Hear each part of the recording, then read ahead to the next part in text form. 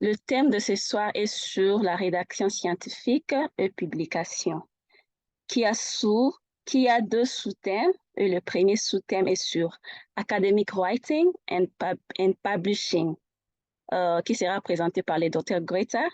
Et le deuxième sous-thème est sur publication d'un travail scientifique et l'univers de revues indexées, qui sera présenté par le Dr. Benjamin. Et le programme de cette soirée comprend 2 séances ou des sessions.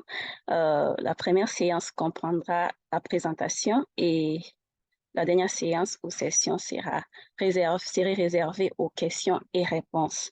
Et j'aimerais également souligner que notre premier intervenant vient d'un pays anglophone. Donc, sa présentation, y compris les questions et réponses, sera en anglais. Donc, préparez-vous. Je sais que vous êtes fort en anglais. Montrez votre talent en anglais. OK. Notre programme de ce soir va se dérouler de la sorte. Le premier intervenant va présenter, ensuite nous inviterons le deuxième intervenant et après nous aurons la partie questions et réponses. On est toujours là? J'espère qu'on est toujours là. Oui, on est là, merci. Continuez à envoyer les emojis. Continuez à envoyer les emojis. Continuez à envoyer les emojis. Merci. Nous sommes là. OK. Sans perdre trop de temps, faisons appel à notre premier intervenant. Hello, Dr. Greta. Hello? Dr. Greta, Hello? can you hear me? Yeah, I can hear you. Okay, thank you, sir. I was just introducing you in French. Oh, okay. Thank you. Okay. Who is Dr. Greta? Who is Dr. Greta? Dr. Greta Kayode Oyejobi is a postdoc research fellow at Wuhan University, China, in China. He obtained his bachelor and master degree in microbial from Osum State University in Nigeria with first-class honor and distinction, respectively. He holds a PhD degree in microbiology from Wuhan Institute of Virology, Chinese Academy of Science in China. Until 2022, he was a lecturer at Osum State University in Nigeria. He has a number of peer-reviewed articles in reputable journals. He also served as a reviewer from scientific journals. He is a recipient of many awards and research grants, including the Association of Africa University Research Grant, Chinese Government Scholarship Award, Nigeria Federal Government Scholarship Award, UCAS Excellent Graduate Award, Agent Consul of Science Editor Travel Grant, among many others. So during the COVID-19 outbreak, he was part of the team that tested Wuhan 11 million residents for COVID-19 at the National Biosafety Laboratory, Wuhan Institute of Virology in China. In his research, Dr. Oyejobi is exploring the potential of using natural occurring virus called bacteriophage to treat antibiotic-resistant bacterial infection. Wow, our speaker has a really big introduction. So, Dr. Greta, you are welcome, sir. You are welcome once more. You may take. Yeah, thank you very much. You may take the stage. Okay, thank you. Yeah, let me just share my screen, then I will start. Okay, sir.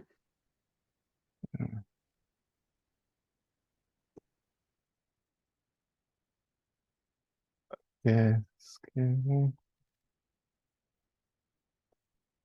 Can you see my screen? Yes, yes, I can see your screen. Okay. Yes, yes. Okay, all right. Yeah. Good evening, everyone. Good evening, sir. Okay, I'm very happy to be in our midst this evening. And I thank the leadership of CCFC, Mr. Jugwembala, and the leadership for inviting me to share with us on academic writing and publishing. Yeah. So I'll just run through the slides that we have today. And we have 4 major things that we'll be talking about. Yeah. Manuscript writing, manuscript publication, thesis writing, and paper downloading. So these are the 4 items we'll be looking at this evening. So I'm going to start with the first one. That's manuscript writing.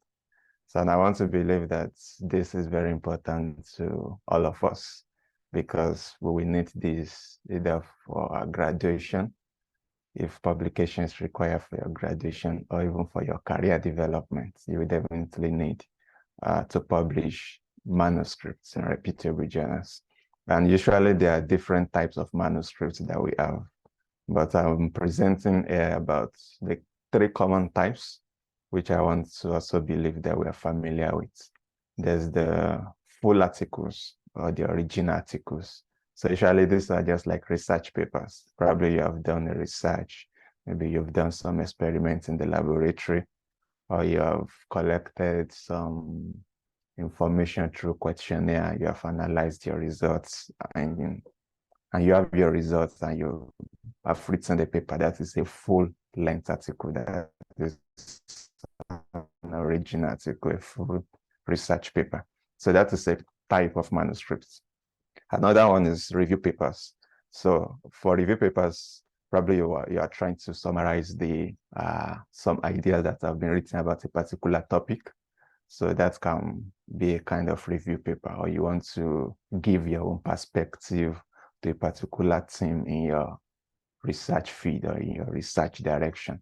That is review paper. And there's also what we call the letters, rapid communications, or short communications. So these ones I probably just want to share some opinion on something. Like, for example, maybe during the COVID-19, maybe for some of us that are into microbiology, virology, yeah, maybe during the COVID-19, I just want to share your opinion on what is happening, probably some comments on the testing or some comments on nose marks. So that can come as short communications. Or probably you've been invited by a journal to give your opinion on something. So these are the common types of manuscripts that we have. So there is the general structure of a full article. So I'm going to just focus on the full article, which is very peculiar to most of us, which we all most likely need in our work. So there's general structure, and they are divided into about 3 groups. There's what I call the front matter. So that is where you have your title, the authors, the abstracts, and the keywords. So that is just in the front matter. So that one usually have no problem. Then there's the main text. That is the main body of your work. That's where you have your introduction, the methods, the results, and the discussion. So these are, usually it may not be in this arrangement. So for some journals, they can ask you to present your result before method, but it doesn't really matter. You just have an idea of the general structure of how these full articles are. Then at the end, you want to have your acknowledgements, the references, then the supplementary material. That's if you have. So these are the 3 main divisions of a full article. So when you want to write your paper, I'm going to just pick them one by one, some of these items one by one, some of the components of each of the divisions. So if you want to write your paper, of course, you have your title and the abstract.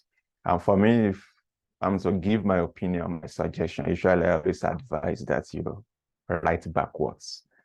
Yeah, it's by the time you start writing, you can find a strategy that works best for you.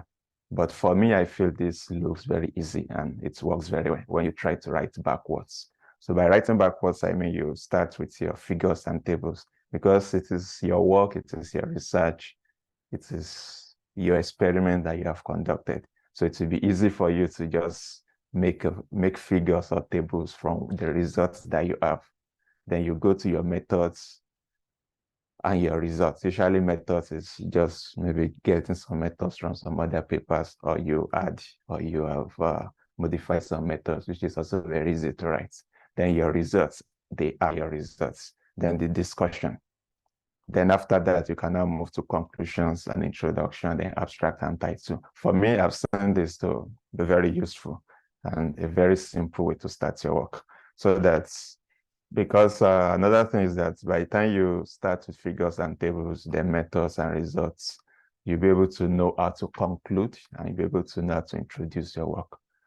But if you start with the introduction, you have written the introduction, by the time you are writing your results, you may discover that, oh, your result is not going in the way you have written your introduction. So you have to go back to the introduction to write it again. So usually when you have your figures and your tables and your results, they can have a general idea of what your paper looks like. Then that will now give you an idea of how to write your introduction, how to start it, then how to conclude your work. Then of course the abstract. Then the abstract will now be very easy for you. You just summarize everything you have written, which will be very good. So that is a tip that we can try to use in our paper writing. Then when you want to have your title, it should be informative and concise. So your title must, from your title, I should be able to have an idea of what you did. So your title should not be far away from what you have done. It should give us good information related to your work. And it should be as short as possible. Well, probably this also varies depending on the field you are. Yeah. For some field, or like my field, we don't want a very long topic like that or title like that. We want short title, straight to the point, and can capture all that you have written in your paper. So the title should reflect the contents of your manuscript. Then when you come to the abstract, so we are still at the front matter now, the title and the abstract. So for the abstracts, this is very important because this is what everybody sees first, even before reading through your paper. Usually maybe when you are trying to look for a paper to use for your experiments, you just go online on Google Scholar or wherever, you download the paper or you check a paper, you read the abstract. If the abstract is not interesting to you, most likely you will not read through the paper. So the same way it works even when you want to publish your work. So if I'm an editor of a journal and you submit your paper now, the first thing I will see is the title and the abstract. So if I've read the abstract and it's not interesting to me, it's not inviting to me, it's not convincing, then I may just reject your paper. I may just reject your paper. Or if it passes through to the reviewers can do the same. So the abstract must be well written because that can influence whether or not your work is further considered. Yeah. So and the abstract is just a summary of all that you have done. It must highlight the key findings, the important ones. You are not copying your results, the abstract. You are just picking the key findings, especially the ones that can easily convince people to now go further from the abstract to the main body of your paper. So that is about title and abstract. Then the keywords and the introduction. So for the keywords, these are just like labels of your manuscripts. So you want to look at the main items that your paper touched on. So if you are writing on maybe effects of COVID-19 on the economy of Wuhan, so the keywords there will be COVID-19, Wuhan economy. So you just want to look at the keywords that can label your manuscripts or the keywords that your manuscripts touched on. So those are keywords. Then for the introduction, now we are going to the main body of the work of your manuscript now. So for the introduction, it reveals the importance of your work. So introduction, you want to first identify, or you want to first tell your reader that there is, or this is the existing problem, and this is the solution your manuscript is presenting. And in presenting the solution, this was how you did it, and this is what you got. So you want to introduce, have a general introduction of what you have done. So you will describe the existing problem. Are there any existing solutions? What are their main limitations, and what do you hope to achieve in your study?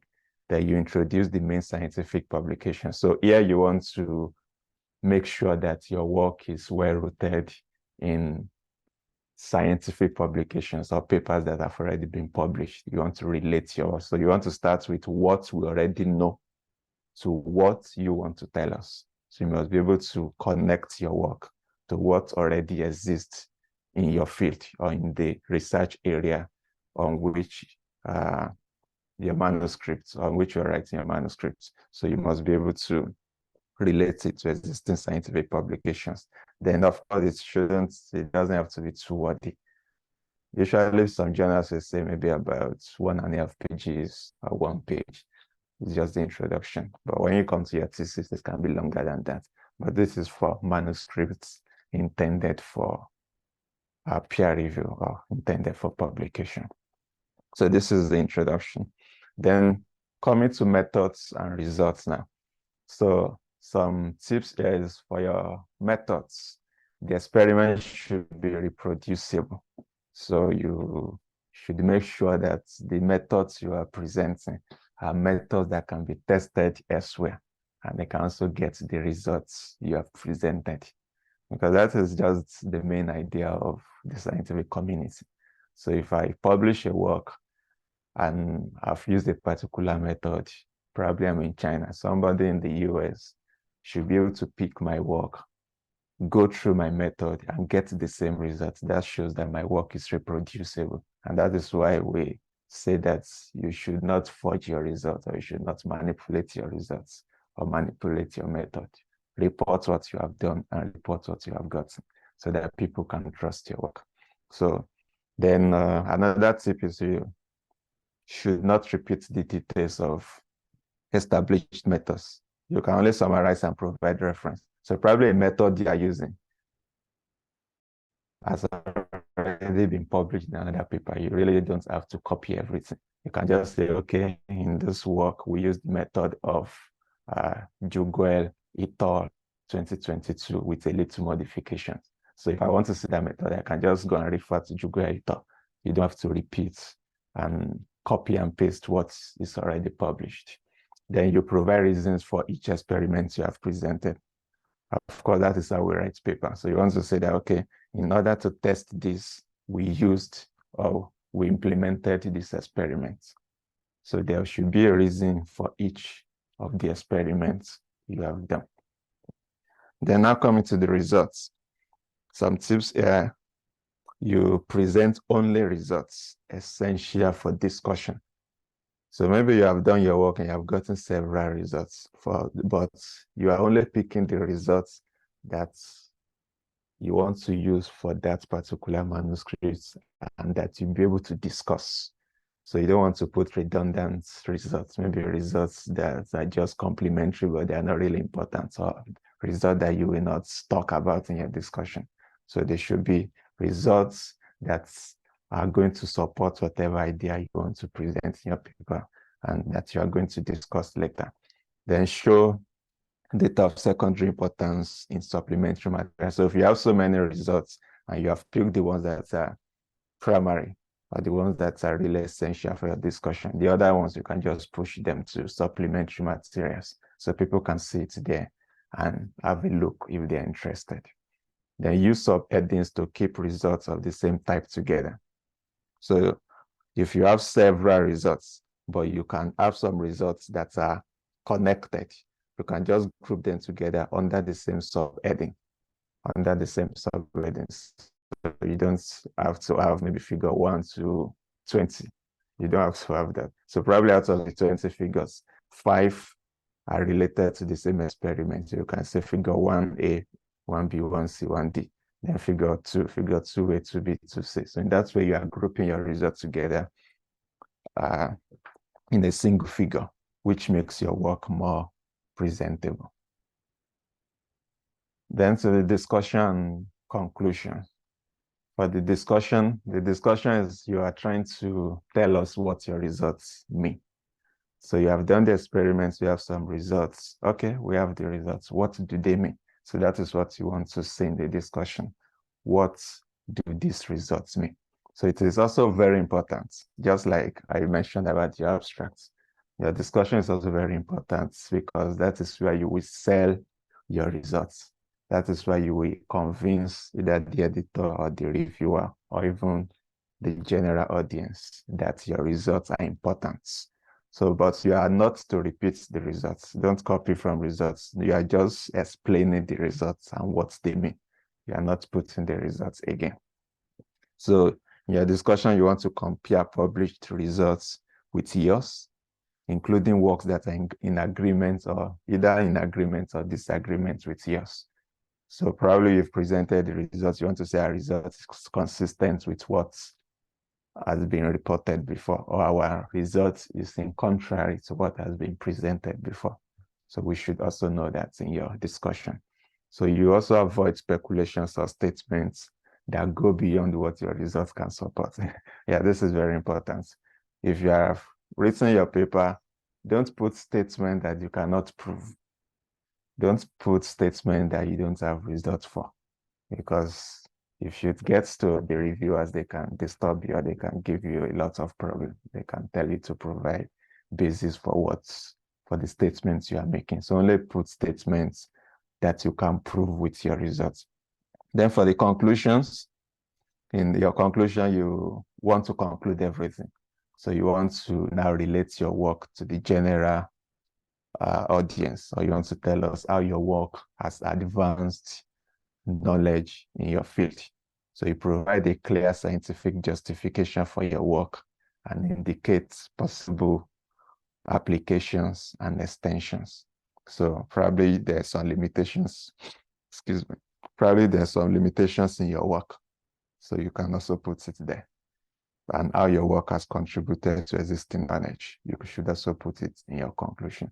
So these are the main components for the manuscript writing. We are still going to talk about this writing, but this is for manuscript writing, some tips that we can have. Then when writing your paper also, references are very important. And you should cite the main scientific publications on which your work is based. So you don't just go online and just pick any publication and put, but you put publications that are related to your work and publications that support whatever you have put in your paper. Actually, you will need probably to cite papers in your introduction and in your discussion, and maybe in some aspects in the methods. So you cite only the main publications on which your work is based. Then make sure you give a full citation of all the sources mentioned in the text. So cite everything. Then use the referencing style that matches the requirements of the journal you are submitting to. So usually every journal will tell you this is the referencing style we want you to use, maybe APA, American Psychological Association. Then you have to adjust your style, your referencing style to that style. And thankfully, we have this software that you can use. There's the EndNotes, Mendeley, RefWorks. So these referencing software, they make your work very easy, and they make referencing very easy. So you don't have to manually edit these references yourself. And they will also help you to track the references, because what you have started in your paper, you must also give the full citation in the citation list.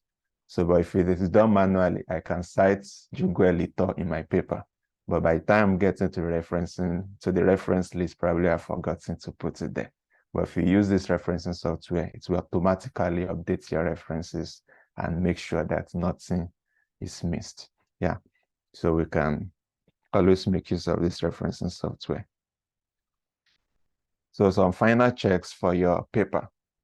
some things that are also very important for you to check when you are completing your paper is make sure that the text pages are numbered consecutively, beginning with the first or title page. So you number your pages 1 to 3 consecutively. Then number your tables and figures consecutively too, in the order in which they appear in your text. So if you're writing your paper and the first figure you refer to, the first figure you refer to must serve as your figure 1. So you cannot start writing your paper and start with figure 2. Then you are having figure 1. So the same way you have numbered your figure is the same way you should mention them in your paper. So from figure 1 up to the last figure, that is how you should mention them in your paper. Then you should also check to make certain that each reference cited is accurately represented in the reference list. I've mentioned this before. When we use this referencing software, then it will help us to be sure. Then review the special requirements of the journal to which you are submitting. So just go to the website of the journals you are submitting to and check their requirements and make sure that you have met the requirements. Then make sure you read the final drafts at least twice, possibly on the second time on a different day. So this is very important. If you have written your paper, read it at least twice to make sure that everything is good. And you can also consider sending it to some other people, either in your feed, people in your feed to check for the technical mistakes or errors, and people outside your feed probably to check for grammar, for English language checks. So then maybe, yeah, the last thing on manuscript writing is I've put this news I saw about China. China is considering stripping degrees from academics who misuse AI. So AI is very good now. You can just use ChatGPT to help you edit some work or whatever you want to use it for. But whatever you want to use it for, make sure that you use it carefully. Don't plagiarize, don't copy works from other people, and be careful with the way you use AI for your writing. So I always advise that you do your writing yourself. After you have written it, you can use this AI tools maybe to edit your work, to go over your work. But they should not give you assignments, okay, go and write on Wuhan. And you just go to ChatGPT, give me an article on Wuhan. That is a misuse of AI. Because probably someone in your class will also do the same and you'll be presenting the same thing. So you should use it responsibly and avoid plagiarism. Yeah. Okay, so we just go to the second thing that we have, manuscript publication. So after you have written your manuscripts, you have to publish it. Yeah, you have to publish it. Okay. So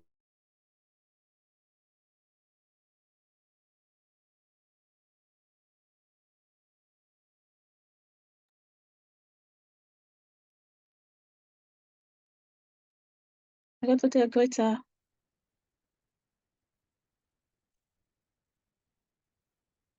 Maybe connection problem. Yeah, maybe.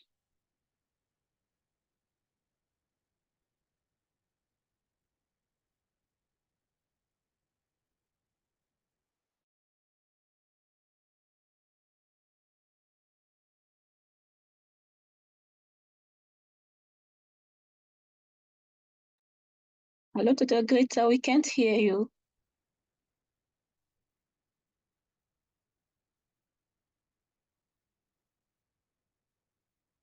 Just give him some few minutes.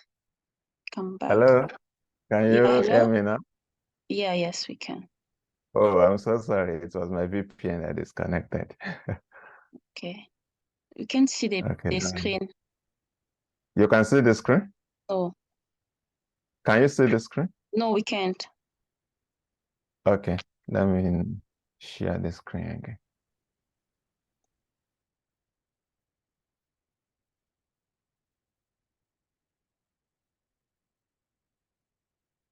Okay, can you see my screen now? Yes, we can see now. Okay, perfect. So I'm sorry for the break. It's my VPN that went off. So I was starting on the second one, which is manuscript publication. So I was saying that the first thing you want to find out is, where do I submit my paper? Where do I submit my manuscript? So I was trying to say that for me, actually, what I found useful is not deciding on a particular journal, but having a number of journals that you can consider for your paper. So I can just say that, okay, I want to submit my paper to my manuscript to like this paper. If it's not, I just have some 3 candidate journals. So when I'm writing my paper, and when I'm doing my experiments, I have those papers in mind. It will help me in the way I will write. The way it will help me is that I can go and look at the latest papers they have published. So I can see how the other authors wrote their paper. So that can guide me in the way I will be writing my paper. So that's if you are deciding before. But if you have written your manuscript and you want to decide after, it's still also very good. And some things you should consider is to help you and to narrow down your choices. You can look at your references. When you wrote your manuscript, you had references. So just look through those references, look at the paper society, look at where they publish their own works. So you can pick and decide on one of those journals. So that will help you in making a good choice. So you can look through your references and have an idea of where you can also publish your work. And there are also publishers. So to avoid predatory journals, because there are some journals that are predatory, or probably journals that are not peer reviewed, or probably journals that will just collect your money, but they are not indexed in anywhere, or they are just people, just random people. So to avoid that, it's good to have it at the back of our mind that there are 2 major publishers. They are the professional societies. So like in my own field, there's American Society for Microbiology, ASM. So they have journals that they manage. So if I want to submit my papers, I can look at this society and look at one of their journals. I can be sure that that is a good journal. So you can also look at your feed and look at the societies in your feed. So there's Institute of Electrical and Electronics Engineers. So they also have journals that they manage. So in that way, you'll be sure that you are publishing a good journal. There are also professional publishers. So there are the Elsevier, Springer, Williamson, Stillon Francis. So all these are just professional publishers. They have a lot of journals. They also publish. So when you want to submit your paper, you can also consider journals in these publishing firms. So in that way, you can also be sure that you are not making a mistake. So I put some links there. I have the PPT with Sister Clemens. So if we can have access to the PPT so that we can check some of these links. So you can also use some of these links to find the right journal for your paper. So there's the Elsevier Journal Finder. There's the Journal Finder for Willy. There's Journal Finder for Springer. So you can use these links to find the right journal for your paper. So another thing to consider when deciding which journal to submit your paper to is you check the scope and the recent publications in each journal. So each journal has the scope for their papers, or for the papers they are set for publication. So if in my own journal, we only accept paper that talks about a particular segment or a particular direction in my field. So if my paper is not in line with that scope, they will not accept that paper. So you make sure that that journal you are deciding on, the scope and your paper that you want to publish, they are in agreement. And number 2 is that apart from considering publishing in professional societies and professional publishing houses, you should also consider journals that are indexed in Scopus, PubMed, and other important databases. So we are all in China. China is very critical on this. they don't just accept any paper. So your papers must be indexed in important databases. So, and to find that, I also put a link here, how to check if a journal is indexed in SCI Web of Science. So you can check this link later on to check if a particular journal you are deciding on is actually indexed in Web of Science, which is very important for your publication. Another thing you should also consider when deciding on a paper is the metrics. You should look at the impact factor. So for some schools, they will tell you to publish or to graduate, you must publish your paper in a journal with impact factor not less than 5 or not less than 10. So these are things you have to check before you submit your paper. You don't just submit the paper. So you go and check if the impact factor is, if you're okay with the impact factor, you have to go and check. You also check the site score. Usually the impact factor is what most of us check, but the site score is also good to check. Then you should also consider the publishing speed. Most journals will also put this, especially like severe journals, they will tell you the time from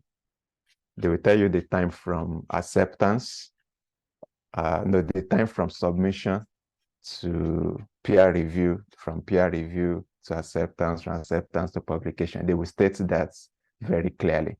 So especially if you need the journal for graduation, probably you need just 6 months or 1 year to graduate. You don't want to submit a paper to a journal that will take 1 year or longer.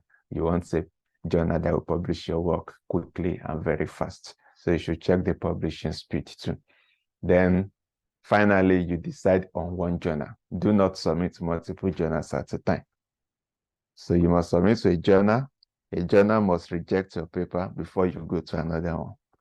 If your paper is under consideration in a particular journal, you should not submit to another journal. That is not ethical. Yeah. Okay, so then another thing we also always talk about the article publishing charge, the APC.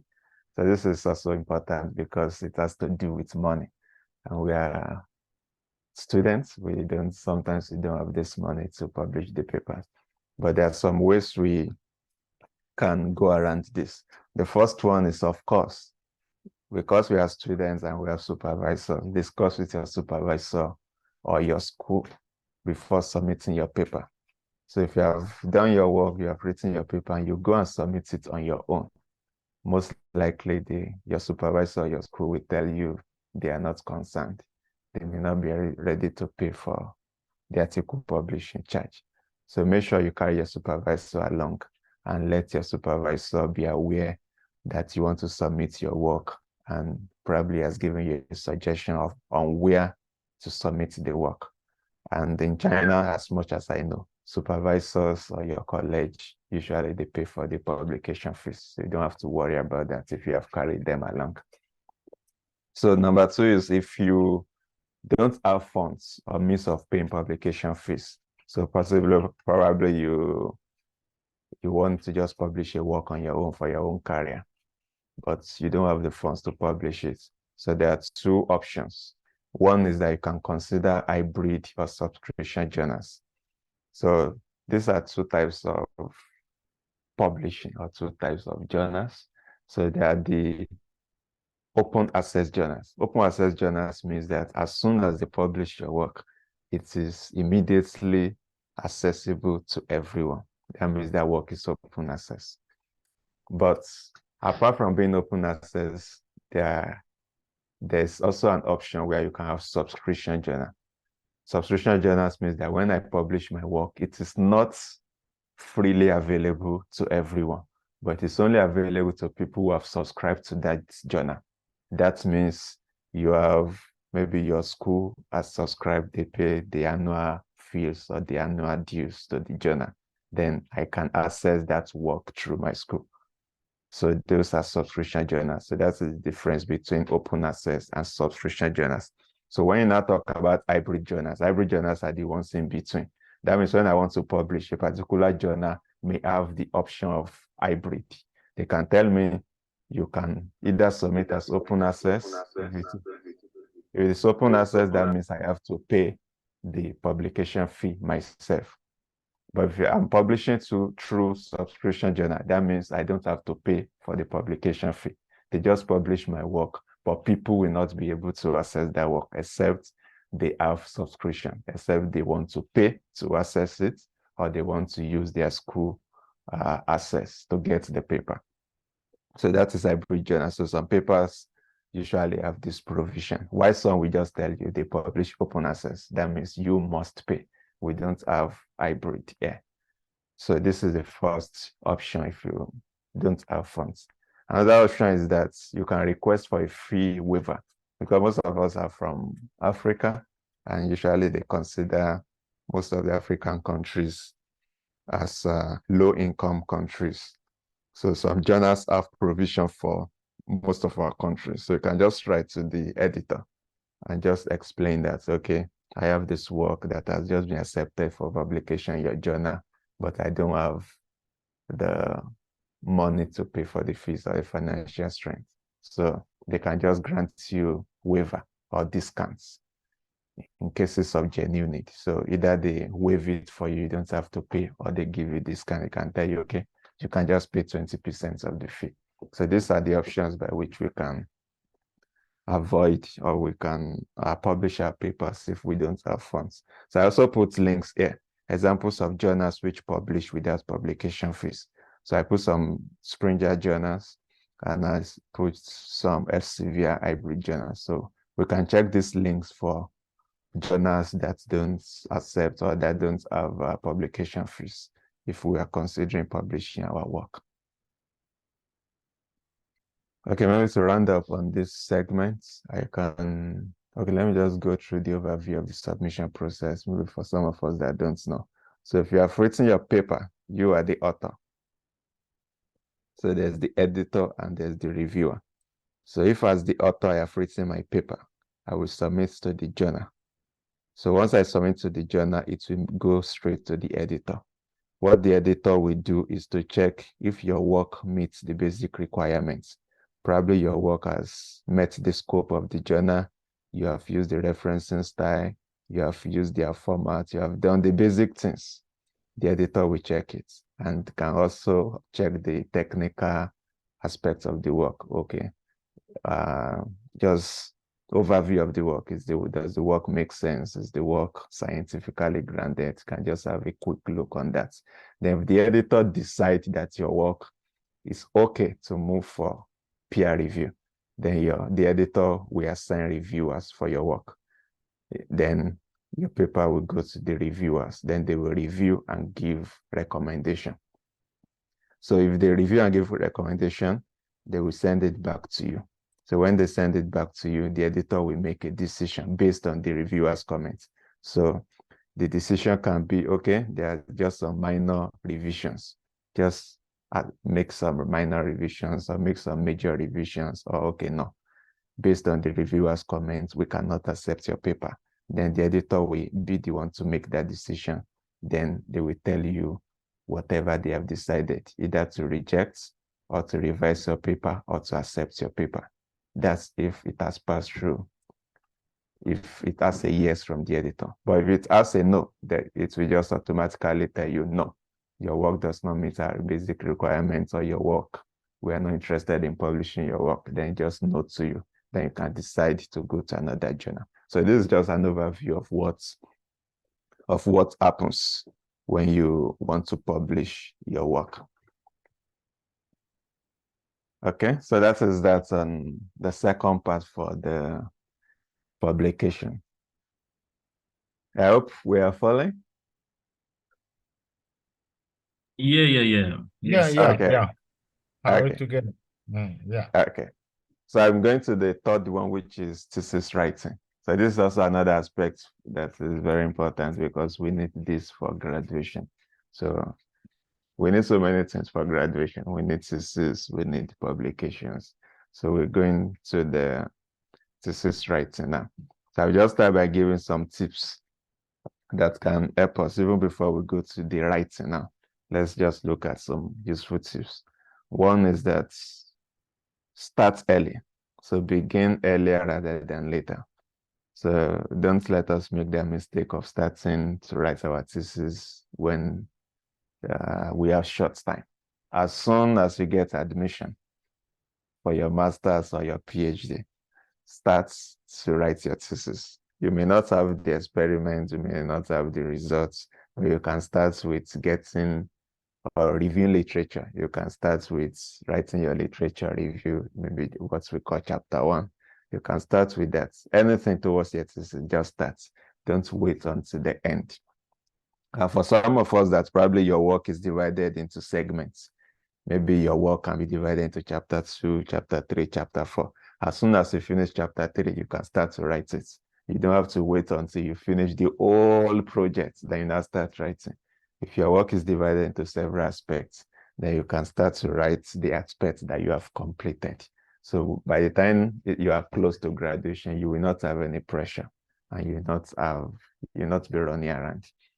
And number 2 is that read some sample thesis in your field. So this one, you can either get sample thesis from people who have gone ahead of you, probably people who have graduated from your field, or that have done people that have written their own thesis before. You can get sample thesis from them, or you can also go online. So there's anything you want to check, it's online. You can just go online. Okay, I want a sample thesis in computer science related to the research you have done. So you can have an idea of how they have written it. So that can also guide you in how you can write your own work. So this is important because it's different from manuscripts. This is thesis. So manuscript, those are just small bits. Introduction, maybe 1.5 pages. Your methods, maybe just 1 page. Results, just short paper. But thesis is more than that. Thesis is bigger than that. So it needs a lot of time and a lot of reasoning. You have to really sit down and think carefully about it to make sure that your thesis makes sense. Then number 3 is that you know the requirements for your school. So make sure that as soon as you have gotten your admission, if you have not found out, you should find out what is the requirement for my school and what do I need to graduate. So don't wait until when you want to graduate before you find out. So go and find out, okay, how many chapters should my thesis have? What are the specific requirements for the thesis? Some schools will tell you, okay, use these fonts, use this line spacing, okay, use this. All those are very important because if you don't follow them, most schools will not accept it from you. So ask for the requirements and know the requirements. Then you can do initial literature review. We are gearing up for doing research. So I mentioned this earlier. So if you have not completed your experiments, or probably you don't even have your results yet, you can start to do your literature review. So by the time you want to start writing, you already have your literature ready. So you can just start with your chapter 1, which will make your thesis easy to write. So if I also mentioned this first one. If your work falls into project parts, you can write the parts as they are completed. So the parts you have completed, you can just write them as soon as you finish them. And keep records. They are very important. Keep records. I don't know for some of us who are not who don't do lab-based research. For those of us doing lab-based research, as soon as you enter or get to a lab, they will give you lab notes. So the lab note is meant for you to keep records. So make sure that you don't lose it, because what it means is that if you lose it, you have lost everything. Even for some of us that use questionnaire, make sure that maybe your laptop, you have a way where you keep the things on your laptop. You can buy hard disks, hard drive, or you save it on clouds to make sure that you don't lose anything. It's better imagined if you have worked for 2 years, 3 years, collected your data, and maybe your system crashes or you lose your notes, then it's as good as you have not done anything. So make sure that you keep records because you will need it for your thesis. Then after you have now written your thesis, which we'll talk about later, how to write the thesis. So you read the old thesis to pick up repetition. So the same thing you did for your manuscripts. When you read your thesis, write your thesis, you read it over and over again to make sure that there are no repetitions, that there are no mistakes. Then write with the reader in mind. You are writing for people to write it. We go for blind review. The supervisor will read it. And by the time you eventually submit it and you have graduated, people can go to the library and pick it and read it. So you read it with the reader in mind, that when people pick your thesis, they can understand your story. It can convince them, and it can show that you have really done a good work. Yeah. So now let's talk about writing the thesis now. So there's the general thesis structure. This varies from school to school, which I will still show us later. But the general structure is that there will be the title page, there will be the summary or the abstracts, depending on the requirements for your school. Some will use summary, some will use abstract, which summarizes the aim, scope, and conclusion of the thesis. Then there will also be table of contents, acknowledgements, main text, references, appendices. So this is just the general structure. So for your school, it can vary. I've put it that each thesis or dissertation is unique, but all share several common elements. So this is not an exact guide, but rather a general outline. So for me, this was the format for my school, for my institute. So for your school, it can be different. And here I have put the different forms that I've seen. So if you go to the main text, here I've mentioned the title page, summary, table of contents, acknowledgement, then the main text. So in the main text, it can be different depending on the requirement that you have. So for some schools, they can tell you your chapter 1 is introduction, chapter 2 is literature review, chapter 3 is materials and methods, chapter 4 to N, maybe to 5 to 6 or 7 experimental chapters, then general discussion. This can be your format. And that format, some school can tell you, okay, their chapter 1 is introduction, literature review, materials and method results, discussion, conclusion. There's some other school can also say that, okay, chapter 1, introduction, chapter 2, literature review, chapter 3, materials and methods, chapter 4, experimental chapters, then discussion. Then some can also say introduction and literature reviews together in chapter 1. So it varies depending on the requirement that you have. So that's why it is important to find out. So now let's zoom in on any of the experimental chapter that you have. So for experimental chapter, it must contain the introduction, the materials and method, the results, discussion, and conclusion. So introduction is going to tell us what did you do and why did you do it. So you don't just do anything. There must be a reason why you have done it. So you tell us what you did and why you did it. Then the materials and method is how did you do it? Then the results, what did you find? What did you find out? Then the discussion, what do your results mean to you and why? So you have some results, what do the results mean? That is what you tell us in the discussion. And the conclusion is what new knowledge is from your experiment? What can we gain from your paper? What is the contribution from your paper to the general community or scientific community or to your field? So let's take a deeper look into what happens in each section. For the introduction, as I said, you want to tell us what you did and why you did it. So this is the purpose of the study. So you explain the significance of the work by discussing how the study adds to the body of knowledge in the field and makes an original contribution to the body of knowledge in your discipline. So that is the introduction. For the literature review, it's described. So you want to see what has been done and where you are coming in. So you discuss and analyze the body of knowledge with the ultimate goal of determining what is known and what is not known about the topic, because this is what we know about SARS-CoV-2. This is what we don't know. So because we don't know this, I want to do this. So that is your idea of doing literature review. You want to know what has been done and what is left to be done. And that is how you will have your research questions and develop your hypothesis, which you want to test for your work. It is through literature review that you get that. Then the methodology, you describe and justify the experiments performed or data gathering method used. So this chapter also outlines how you analyze your data. So what methods did you use to get your data? If it is a lab-based study, okay, which methods did you use in the lab? Which experiments did you conduct? So this is what you will put in the methodology, and also the tools that you use to analyze. This is where you will put it.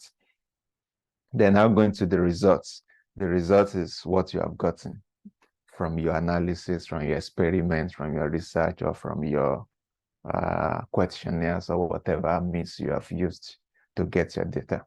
So you are not discussing the results here, you are just telling us the results, you are just presenting your results. So you use tables and figures to illustrate and summarize your findings. So you, as much as possible, it's good that you don't just write for your results. You can just summarize them in tables and figures. That can be inviting for people to see and for people to read. Then the discussion. So you want to make sense of what you have gotten. What does it mean? So you have gotten that, okay, A is the first alphabet in the English language, and so what? So what does that, how does that concern us? That is where you want to discuss. You want to discuss what you have gotten. That is the discussion. Then the conclusion. You clearly state the answer to your main research question. So in conclusion, you start from where you started from. So you start with, okay, this was the original research question, or this is the hypothesis that we intended to test. Then at the end, we have gotten this.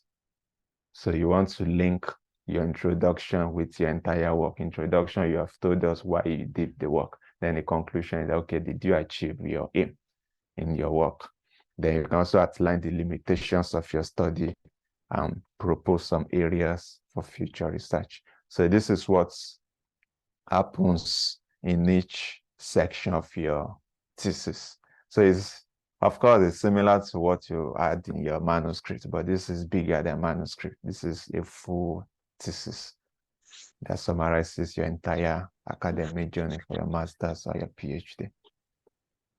So let me just talk on the hypothesis. Hypothesis is very important because this will guide you throughout your research. It will guide you throughout your thesis. The hypothesis is what you get from reading literature, from literature review. That is where you get your hypothesis, and that is where you get your research question. So if you don't know what you want to do, probably you just got in admission, you are like, okay, which research will I do? You get that from reading literature. That is where you will develop an hypothesis and what you want to test. So if you keep your hypothesis in view, you will never stray into irrelevancies when writing your thesis, which is what we look at next. Yeah. Okay. So I think that's on the third aspect for the manuscript writing. But let me just go to the last part, which is downloading paper. Yeah.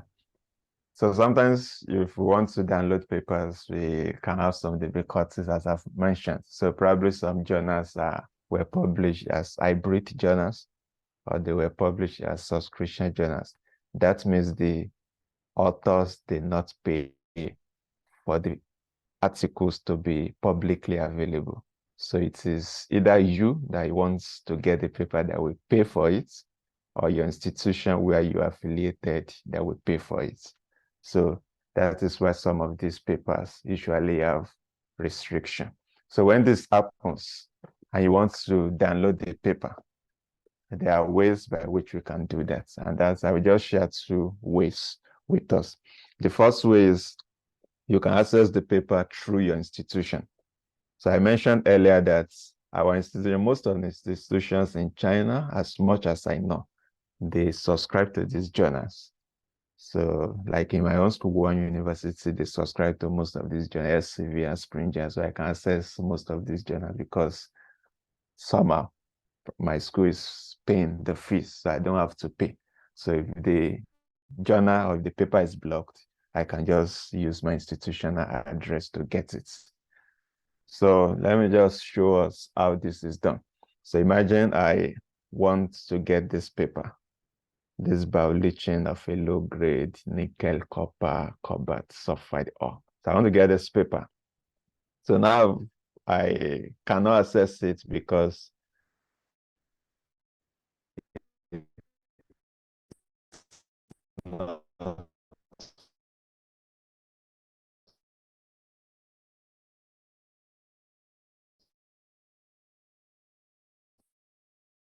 open access university, because this is my click on access through one university.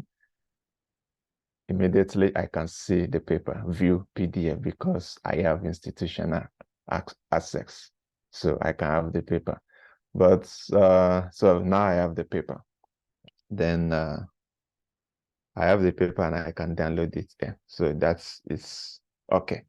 But imagine you are not in one university, because this showed one university because it's already registered on my laptop. So you can just click on access through another institution. That will be, you want to go through the institution where you are, your university. So once I click on access through another institution, it will bring out something like this. This is for Elsevier. Yeah, I'm showing the example for Elsevier. So it will bring out something like this. That means I can search for my organization. I can search for my school, for my institute, my research organization, wherever I am. So I can search for it there. So for instance, let me search for UST, Wachong University of Science and Technology. So immediately, if the school is listed, I can see it here. So that's cool. That means UST has subscribed to Elsevier. So I can access the papers in Elsevier free of charge through UST. So I will just click on UST. So immediately I click on UST, it will tell me I can access through UST. So once I click on access through UST, then it will come here that I should enter my details. So every student should have this. If you don't have, you can just go to your ISO or to your school. They will give you an email, institutional email address. So it will just be like something like greateroyejobi@wuhan.edu.cn. So every student will have that, and you have a password. So here, I'll just enter my email address, institutional email address, or I enter my student's number. Yeah, I can also enter my student's number. Then I enter the password. Then I enter this code. Then I can log in. Once I log in, it brings out the paper for me. So this is access through your institution. If your institution has subscribed to this journal. So this is one way. So another way is to use PsyOp. The PsyOp is, I don't know how to describe, probably is illegal. So it's just a way of circumventing, a way of dodging payments. So some people just gathered together. So they were like, science should be free to everyone. Then they developed PsyOp, but we are using it and it's working for us. So we cannot say it's legal, we cannot say it's illegal, but at least it's working for us. We can use it to get our papers. So the way this works is, I'm going to share the different links for this PsyOp later on. But let me start with this. So suppose I want to use this particular link of PsyOp, psyop.ee. So I just put this in my browser and send it. So once I send this in my browser, it will bring me to the PsyOp interface. So then here we can say that I need to put the DOI of the paper. So this DOI of the paper, I can now go back to my paper, that same paper. This is the DOI, I can copy it. Excuse me. I can copy the DOI of the paper. So once I copy the DOI of the paper, then I go back to that same PsyOp, then I paste it there. Once I paste the DOI, I will click open. So once I click on the key to open, then I have my paper from PsyOp. So then I can save it if I need to save it for future purpose. So this is a way of getting papers with restricted access through sign-up. So for sign-up, because as I mentioned, because you are trying to prevent people from paying.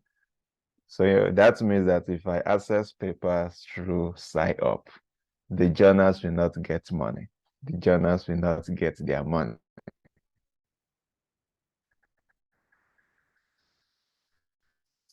So that means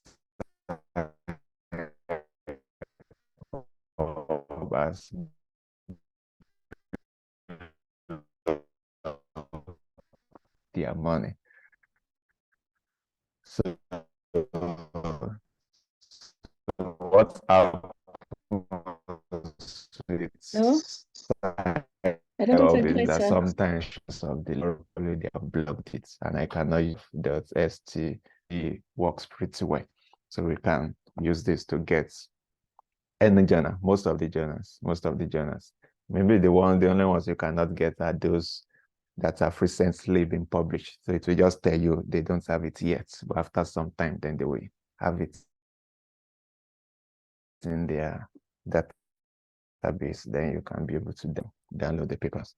Yeah, I think that is the end of my presentation. So these are some of the sources I checked. So we can also check it. So they are good for how to write a thesis, a working guide for authors of Elsevier journals, how to get your paper published. So we can check some of these sources later on at our lecture. Yeah, thank you very much for your attention. Thank you very much, Dr. Greta, for Thank you very much. You're such welcome. powerful and such a powerful presentation. So I really learn a lot, and I hope everyone here learn a lot also. So I will first call upon the second speaker. Then after he finished, then we can have all the questions together. Okay. I don't know if it's good. It's okay by you? Really? Yeah, it's fine. Okay. Thank you very much, sir. I will come back just right after the second speaker. You may only have some few minutes. Okay. Just few minutes.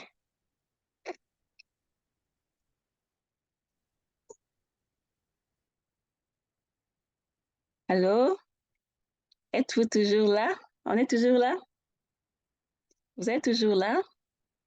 Yes. Yeah. Yeah. J'espère que vous avez appris. On est là. Ok, veuillez envoyer les emojis. Envoyez les emojis. Pour la première intervention. Ah, prendre d'abord les questions pour la première intervention. Je propose, c'est ça ma proposition. Ok, comment... Sinon, ça risque d'être beaucoup de Docteur questions à la Benjamin fin. est déjà là avec nous. Docteur Benjamin? Allô, Docteur Benjamin? Aussi, Docteur Benjamin n'est pas encore là avec nous, mais peut-être on peut... Il se connecte. Comprenez, il est au pays avec sa connexion. Il est déjà là. Il dit il est là. Ok. Désolé, on aura toutes les questions juste après le deuxième intervenant. On peut continuer à envoyer les emojis. Madame, vous pouvez share son PPT, s'il vous plaît. Je ne sais pas où, où entrer pour envoyer les emojis. Vous pouvez share son PPT, s'il vous plaît, madame. Vu que j'utilise les... Oui, je vais share. Alors, Dr. Greta, please, can you stop sharing your screen? Oh, okay, let me start. Thank you. On peut continuer à envoyer les emojis en attendant que notre deuxième intervenant commence. Okay. Montrez-nous que vous êtes content, vous êtes heureux d'être là et que vous avez appris, comme moi, je viens d'apprendre beaucoup. Alors, Dr. Benjamin? Il n'est pas encore là. Il est en mode mute, son micro. Il doit démuter son micro. Oh, OK.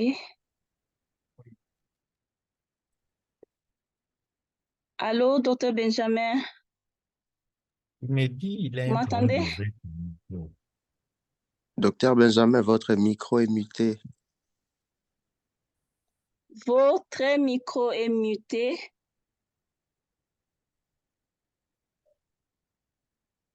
On peut juste...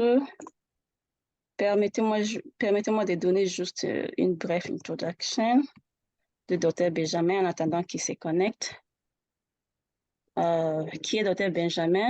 Je vais le lire en anglais comme c'est en anglais.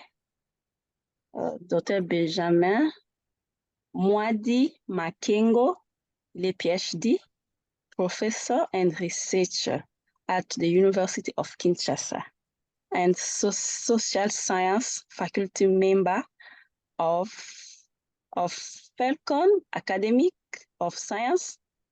He's a PhD from School of Political and International Study, Central China Normal University. Dr. Benjamin holds a master's degree at China Foreign Affairs University, and he has a bachelor's degree from the University of Kinshasa.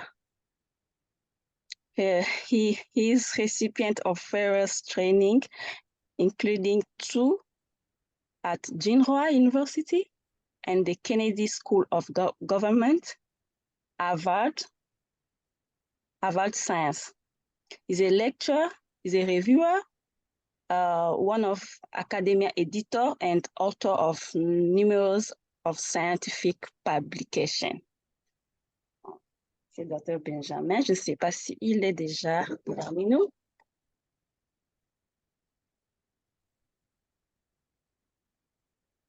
Oui, il est déjà parmi nous, mais il n'arrive pas à ouvrir son micro. Donc, je peux J'essaie essayer d'ouvrir, de... je ne sais pas comment. Vous Je pouvez ne vois pas. l'ouvrir. Oui, c'est bon maintenant, c'est bon. C'est bon Oui, maintenant. oui, C'est bon, c'est bon oui, c'est maintenant. bon. Ah, OK. À vous je la suis parole, Dr. désolé, je suis Benjamin. désolé. Vous êtes... Bonjour. Bonjour.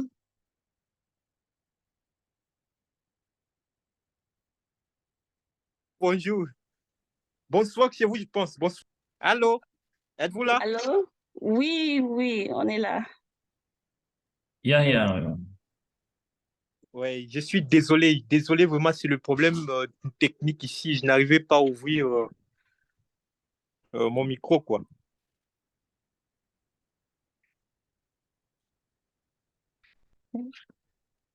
Allô, Allô? êtes-vous là? Oui, on est là, docteur. Allô? 5 sur Là, 5. c'est bon. Ok, là, je peux commencer, non? Je peux? Oui, je vais commencer. Ok. Merci beaucoup. Je m'excuse d'abord parce que vous savez que je suis en RDC au Congo et il y a un peu un problème de connexion. Il y a un problème de connexion, mais également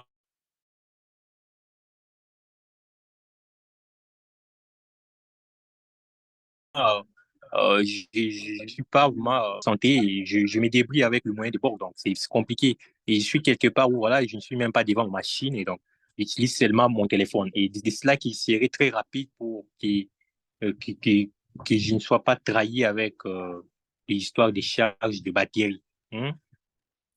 Êtes-vous là? Êtes-vous là? OK. On est là, Oui, docteur. oui, prof, on vous écoute. Ouais. OK. Merci beaucoup. Et donc, comme c'était annoncé dans le poste publicitaire, nous allons parler donc, de la publication d'un travail scientifique et l'univers de revues indexées. Et c'est vraiment un sujet très important et très intéressant du fait que, voilà, moi-même, j'étais là-bas en Chine au début, voire même une fois arrivé là-bas, au niveau de master, j'ai cherché là où je pourrais publier le résultat, voilà, de mes recherches, les articles. Je ne savais même pas et j'ai cherché, j'ai demandé quelques avis, voilà, donc des amis et frères. Il y avait vraiment des moments où, voilà, je me sentais vraiment très frustré du fait qu'il n'y avait pas des informations fiables. et des informations précises, s'il faut dire, à ces sens-là. Et c'est à ces sens-là qui, voilà, donc je me suis débrouillé dans beaucoup de choses. Mais l'important, c'est quoi? L'important est qu'il il est vraiment intéressant de s'informer de l'univers des revues indexées, de même en fait, le processus de publication d'un article, soit de nos articles scientifiques. Si vous avez des informations précises et claires, vous allez voir que vous aurez assez de facilité. Ça va vous faciliter, voilà, donc, dans beaucoup de choses et tout ça serait bon si vous voulez publier votre article de qualité. Je disais ceci, je disais que publier un travail scientifique, c'est important, c'est qu'on devrait d'abord retenir, c'est ça, c'est très important. Important d'abord pourquoi? Sur le plan personnel, sociétal et scientifique. Donc, on dégage directement les intérêts là-dessus. Parce que si vous publiez un papier, un travail scientifique, un article, vous êtes en train de travailler sur d'abord le développement personnel. Donc, vous serez indexé, donc vous-même, vous serez indexé. Sur les plans internationaux, vous aurez assez de poids. Et également, ça va vous ouvrir assez de portes, assez d'opportunités. Mais également, ça va également vous donner assez de considérations également dans la société, là où vous vivez sur le plan international. Et ça va vous ouvrir aussi assez de portes. Assez de portes, à la longue, on va essayer voilà, donc d'expliquer très rapidement comment la publication des articles scientifiques peut aider à ouvrir assez de portes. Sur le plan sociétal, c'est important quoi, parce qu'on apporte quelque chose de nouveau dans nos résultats. Donc, une fois que vous publiez vos résultats, il y a quelque chose de nouveau qui vous apportez. Et peut-être ça pourrait être une solution d'un problème très complexe de la société. Et vos résultats que vous venez publier, ça apporte quelque chose de nouveau à la société et ça permet justement le développement positif de la société. Sur le plan scientifique, comme on sait, donc amener quelque chose de nouveau, c'est très important sur le plan scientifique parce que la science est en constante évolution. Et donc, on ne peut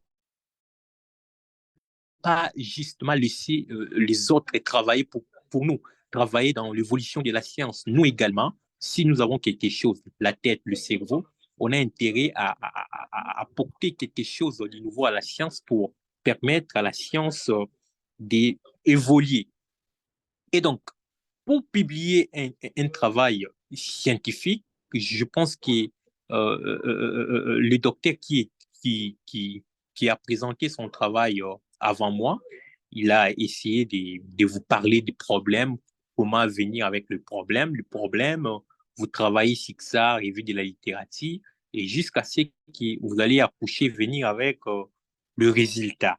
Donc, une fois que vous avez en fait saisi un problème dans la société, vous analysez, vous approfondissez et vous voulez arriver justement au résultat.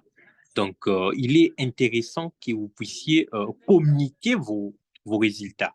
Donc, vous avez un problème que vous avez analysé en profondeur, vous avez dégagé la revue de la littérature, tout consort, la méthodologie, tout consort, et vous arrivez à comprendre ces problèmes-là. Et une fois que vous avez arrivé, donc vous êtes arrivé avec le résultat, donc c'est l'étape de la communication. Donc vous devez communiquer vos résultats, vous devez partager vos résultats.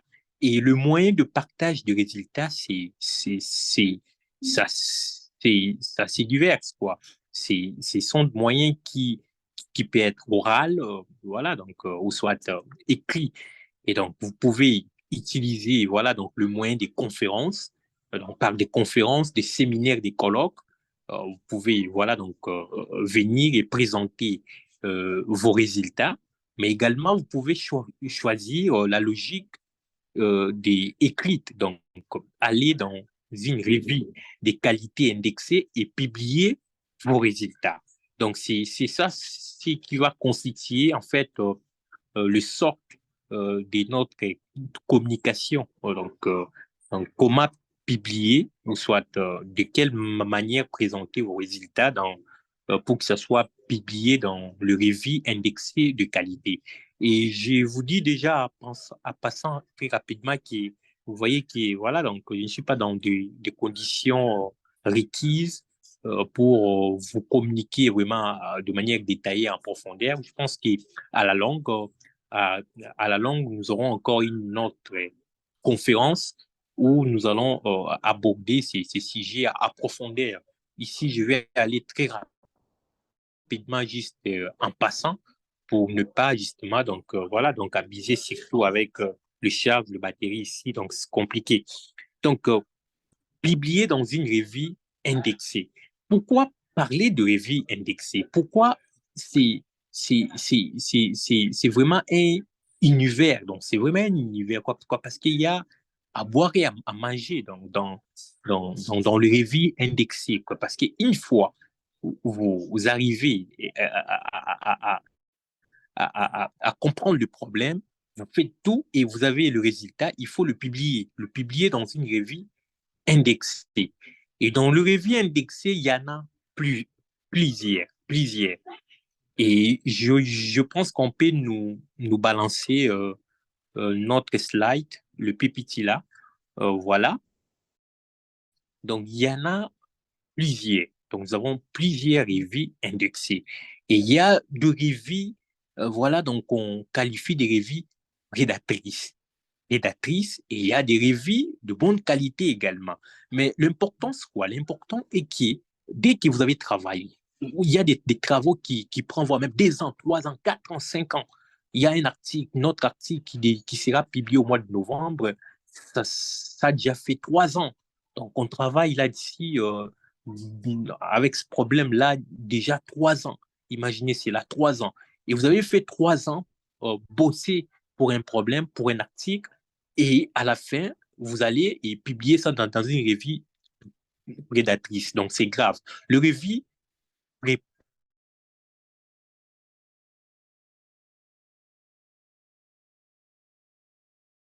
prédatrices, par définition, sont qui, voilà, donc qui maîtrisent un peu la technologie et ils mettent un peu de mensonges dans leurs histoires et ils appellent les gens justement de publier moyennant quelque chose et vous payez et directement vous allez voir qu'ils vont publier votre papier sans toutefois réviser le papier. Donc, ils ne vont pas réviser au fond le papier. Il y a d'autres qui font des révisions cosmétiques.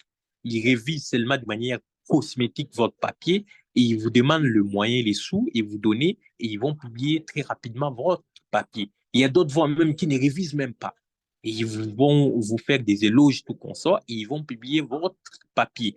Et dès qu'ils vont publier votre papier, peut-être ça pourrait être pour la première fois et vous allez crier, ah ouais, j'ai publié. Mais la personne qui sait, voilà, ou soit dans des plateformes internationales, il y a des auteurs qui vont vous dire, attention, cette revue-là n'est pas une revue sérieuse, c'est une revue prédatrice. Prédatrice, pourquoi? Ils viennent justement, voilà, donc, style, comme on dit en anglais, prendre les sous des chercheurs parce qu'ils savent que les chercheurs, une fois, il a ses résultats, l'ambition, soit l'envie, c'est de publier. Donc, les souhaits, c'est de publier. Et donc, quand vous vous pressez, je vais publier mes résultats, je vais publier mes résultats. Et une fois que vous êtes devant une revue et qui vous propose, moi, je peux publier vos résultats, vous serez déjà tenté d'aller publier vos résultats dans cette revue-là. Et surtout que si vous demandez, voilà, donc peut-être $100, $50, voilà, on peut le publier. Vous serez, voilà, donc tenter voilà, de publier très rapidement dans ces revues-là. Mais alors que si vous partagez, vous publiez vos résultats dans ces revues-là, donc par exemple, les gens qui sont en Chine, aux États-Unis, tout consort, vous amenez le papier publié chez votre directeur va vous dire que c'est zéro, c'est nul. C'est nul parce que vous avez publié dans une revue qui ne compte pas. C'est une revue prédatrice. C'est une revue qui ne compte pas. C'est zéro. Et donc, nous, chercheurs, on devrait être prudents là-dessus. On devrait être prudents parce que, imaginez, tout le monde peut créer sa propre revue. Imaginez cela. Tout le monde peut créer sa propre revue. Aujourd'hui, nous également, on peut se réveiller le matin. On dit que voilà, on crée une autre revue et on commence à prendre, voilà, donc des 100 et 50 dollars des gens et commencer à publier de papier. Et on fait des cosmétiques. Ouais, on peut le faire également. C'est ce qui fait souvent nos frères, excusez-moi, de Bandibou. Voilà, donc un peu du sens là, nos frères de l'Inde et les autres de Marocains, un peu du sens là, et qui maîtrisent déjà mieux l'outil informatique et ils utilisent leur capability donc pour créer donc de créer assez de revues prédatrices pour justement voler, voilà, donc prendre un peu de sous des chercheurs et faire des cosmétiques, des révisions. Mais nous, on devrait être prudent, comme je disais, comme chercheur, on devrait être nos résultats dans des revues indexées, dans des revues cotées sur le plan international. Et ces revues, il y a plusieurs plateformes pour trouver ces revues de qualité où on peut publier justement le résultat de nos recherches. Déjà, vous avez justement entendu parler des revues indexées dans nos universités ici, comme à l'université de Kinshasa, là où j'enseigne. Il y a une grande réforme. Voilà, donc c'était le professeur Nsimpi, l'ancien secrétaire général de la recherche. Il a lancé une réforme, voilà, donc une révolution, voire même, en appelant le chercheur à les publier dans des revues de qualité, dans des revues indexées. Et puis, question de, voilà, donc d'aller dans des revues cosmétiques et pour la promotion, tout consort, il faut aller dans des revues indexées. Et il y avait voire même un ranking qu'il faisait justement, un peu à ce sens-là. Donc, pour dire quoi? Pour dire que nous, chercheurs, nous avons intérêt à aller là où il y a la qualité. Et comme je disais, c'est pour notre bien personnel, mais aussi pour des raisons sociétales et scientifiques. Personnel parce que ça va nous donner assez de poids, assez d'opportunités, assez d'avantages, assez d'estime dans la société, mais également scientifique, c'est mieux de publier là où on révise votre papier pour ne pas surtout publier le bêtise dans la société et imaginer le risque, et surtout chez nos amis médecins, chimistes et tout consort. Imaginez que vous avez le résultat qui risque justement de créer des dégâts dans la société. Et vous publiez ça dans une revue prédatrice où on ne révise pas. Et vous publiez ces résultats-là, et voilà, tu dis que j'ai publié un article et vous le partagez. Et les gens peuvent croire que votre protocole que vous proposez et que c'est bien, alors que ce n'est pas vraiment bien. Alors que si c'était encore révisé par d'autres chercheurs de qualité, ils pourraient justement vous ajouter d'autres idées qui pourraient vous permettre d'améliorer votre protocole. Mais vous publiez ça dans une revue où ça ne compte pas, où on ne révise pas, et vous publiez des sottises dans la société, et ces sottises-là, les autres peuvent l'utiliser par imprudence, par ignorance, et regarder tout le dégât que ça pourrait créer dans la société. Et donc, on a intérêt à aller dans le revue des qualités pour publier, communiquer les résultats de nos recherches. Et donc, ces revues de qualité, vous pouvez déjà le trouver sur Zimango. Zimango. Je pense qu'on peut nous balancer les slides là où il y a Zimango. Zimango. Non, ça c'est sage. Vous pouvez aller encore. Vous balancez encore. Balancez encore. Balancez encore. Balancez encore. Balancez encore. Balancez encore. Oui, ici. En haut. Non, non, vous rentrez. Rentrez, oui, effectivement, il y a Zimango là-bas. Zimango Journal Country. Zimango. Et donc, dans cette plateforme-là, il y a quasiment assez de revues indexées.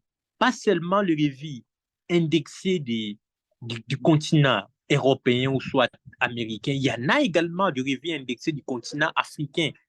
Quoi, parce que le point, c'est quoi? Il y a plusieurs personnes qui remontent l'idée que voilà, ces revues-là indexées sont des revues coloniales, tout consort, ce n'est pas pour nous, non, c'est du mensonge.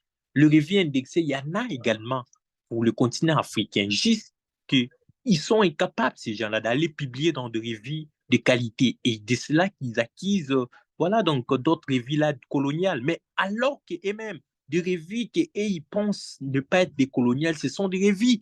Et voilà, donc, des autres. Je vais citer ici les cas de l'Harmattan. L'Harmattan, c'est une revue française, un peu à ce sens-là. Mais nos scientifiques aiment toujours aller chez Harmattan. Et ils acquisent d'autres revues des coloniales, mais alors que l'Harmattan également, c'est colonial. Ils vont là-bas justement parce que c'est facile de publier, on le facilite des tâches, tout consort, et vous payez l'argent et on accepte votre papier et vous publiez. Il n'y a pas vraiment de révisions sérieuses là-bas. Et si vous allez sur Zimango, donc ceux qui ont de Google en ligne, ils peuvent déjà expérimenter cela, essayer. Donc vous écrivez Zimango Journal, donc Zimango.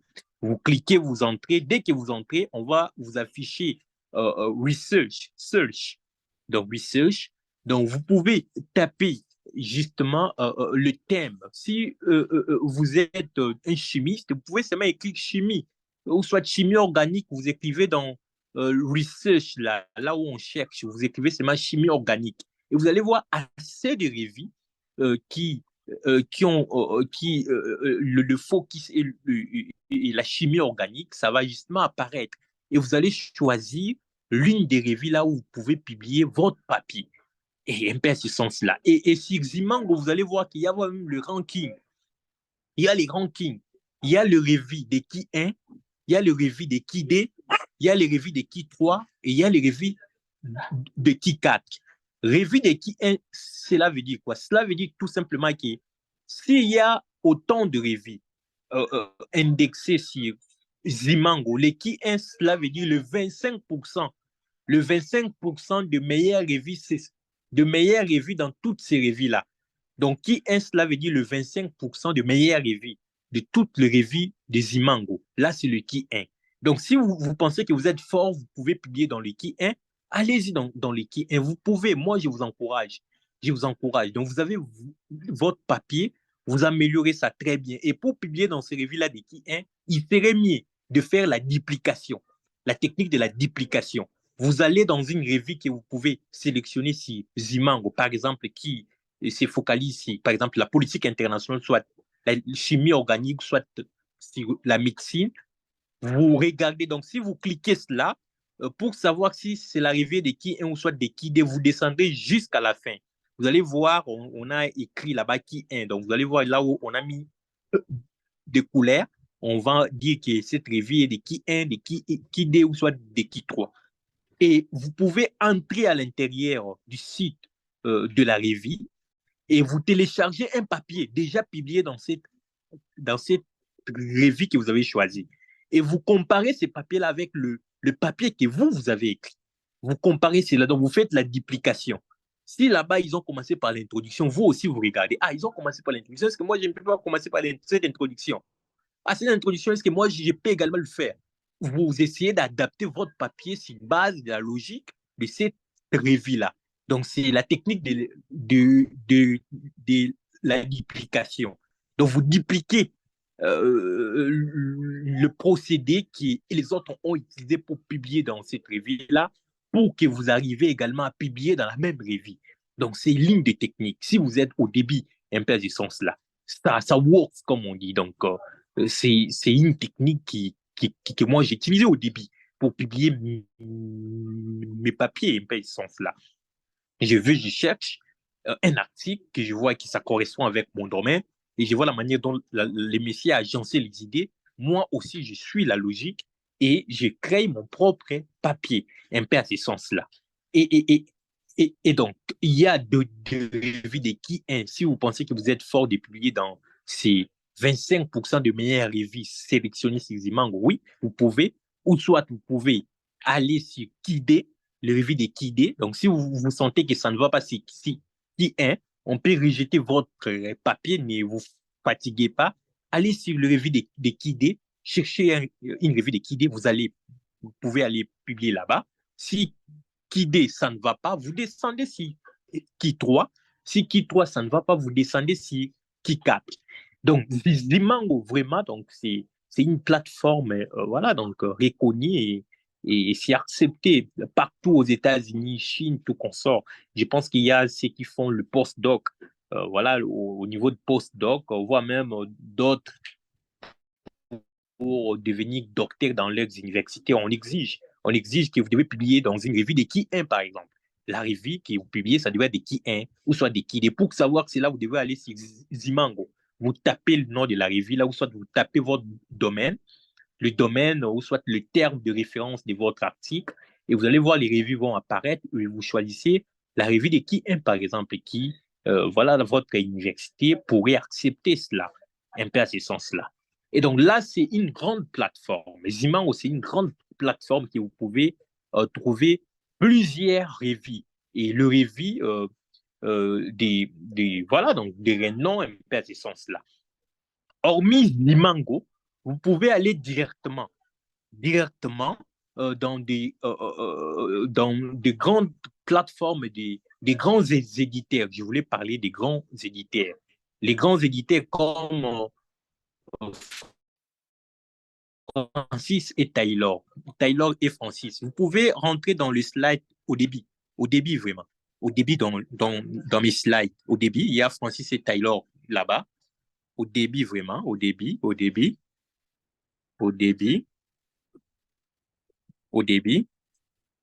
Ouais, ici.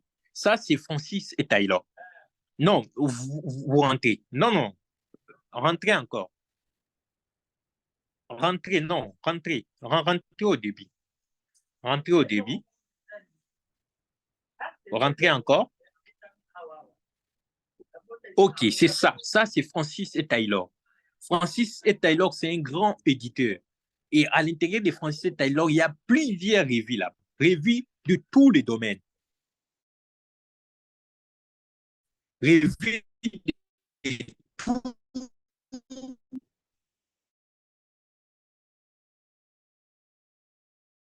les domaines.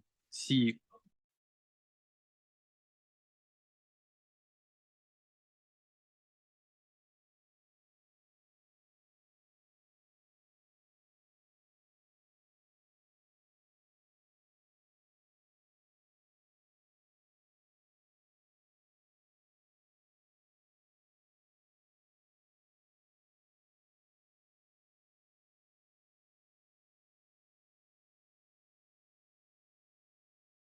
Maman modératrice, je crois que le professeur est parti. Il y a un problème de charge. Je crois que c'est un problème de charge. S'il vous plaît, docteur. Allô, docteur Benjamin? Il y a un problème de charge et la connexion.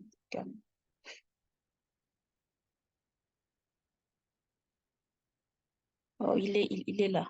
Il est de retour, OK.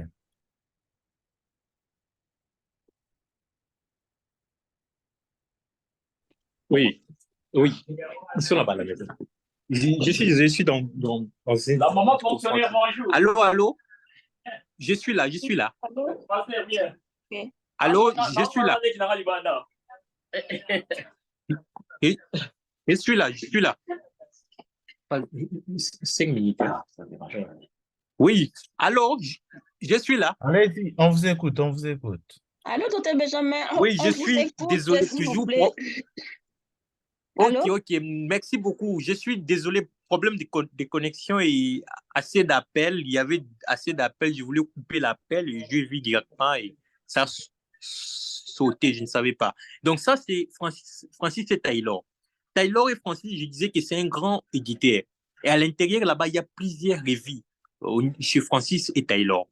Donc, si vous allez seulement sur Google, vous tapez Taylor et Francis et vous allez voir le lien qui devrait sortir là, en fait, devant sur Google. Vous cliquez là-bas à l'intérieur et vous entrez. Et vous allez voir aussi, chez Francis et Taylor, il y a search. Ça va sortir. Là, vous écrivez seulement le domaine ou soit vous allez au coin, vous cherchez là où il y a journaux. Et vous allez voir les revues de tous les domaines. Et Francis et Taylor, c'est un éditeur donc, de renom, donc un éditeur imposant. Donc, si vous publiez là-bas, c'est déjà un papier de qualité. Et donc, là, ça va vous permettre, si vous êtes docteur, on vous exige un article à publier. Déjà, si vous publiez là-bas, ça va passer très facilement. Et en publiant chez les grands éditeurs, comme je vous avais dit là, c'est vraiment important pour votre développement personnel.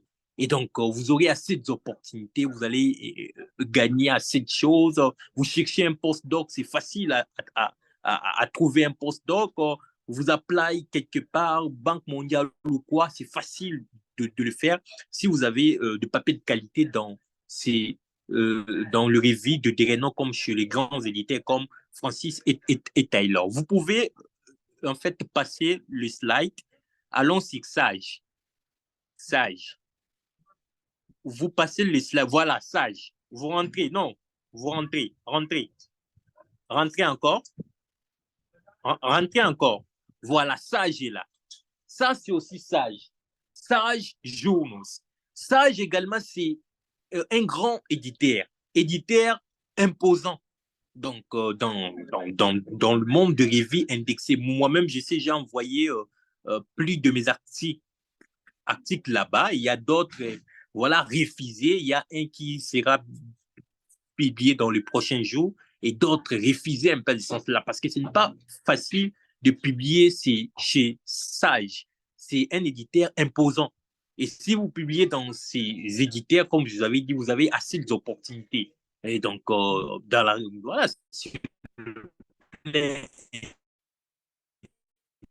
international. Sage également, journaux.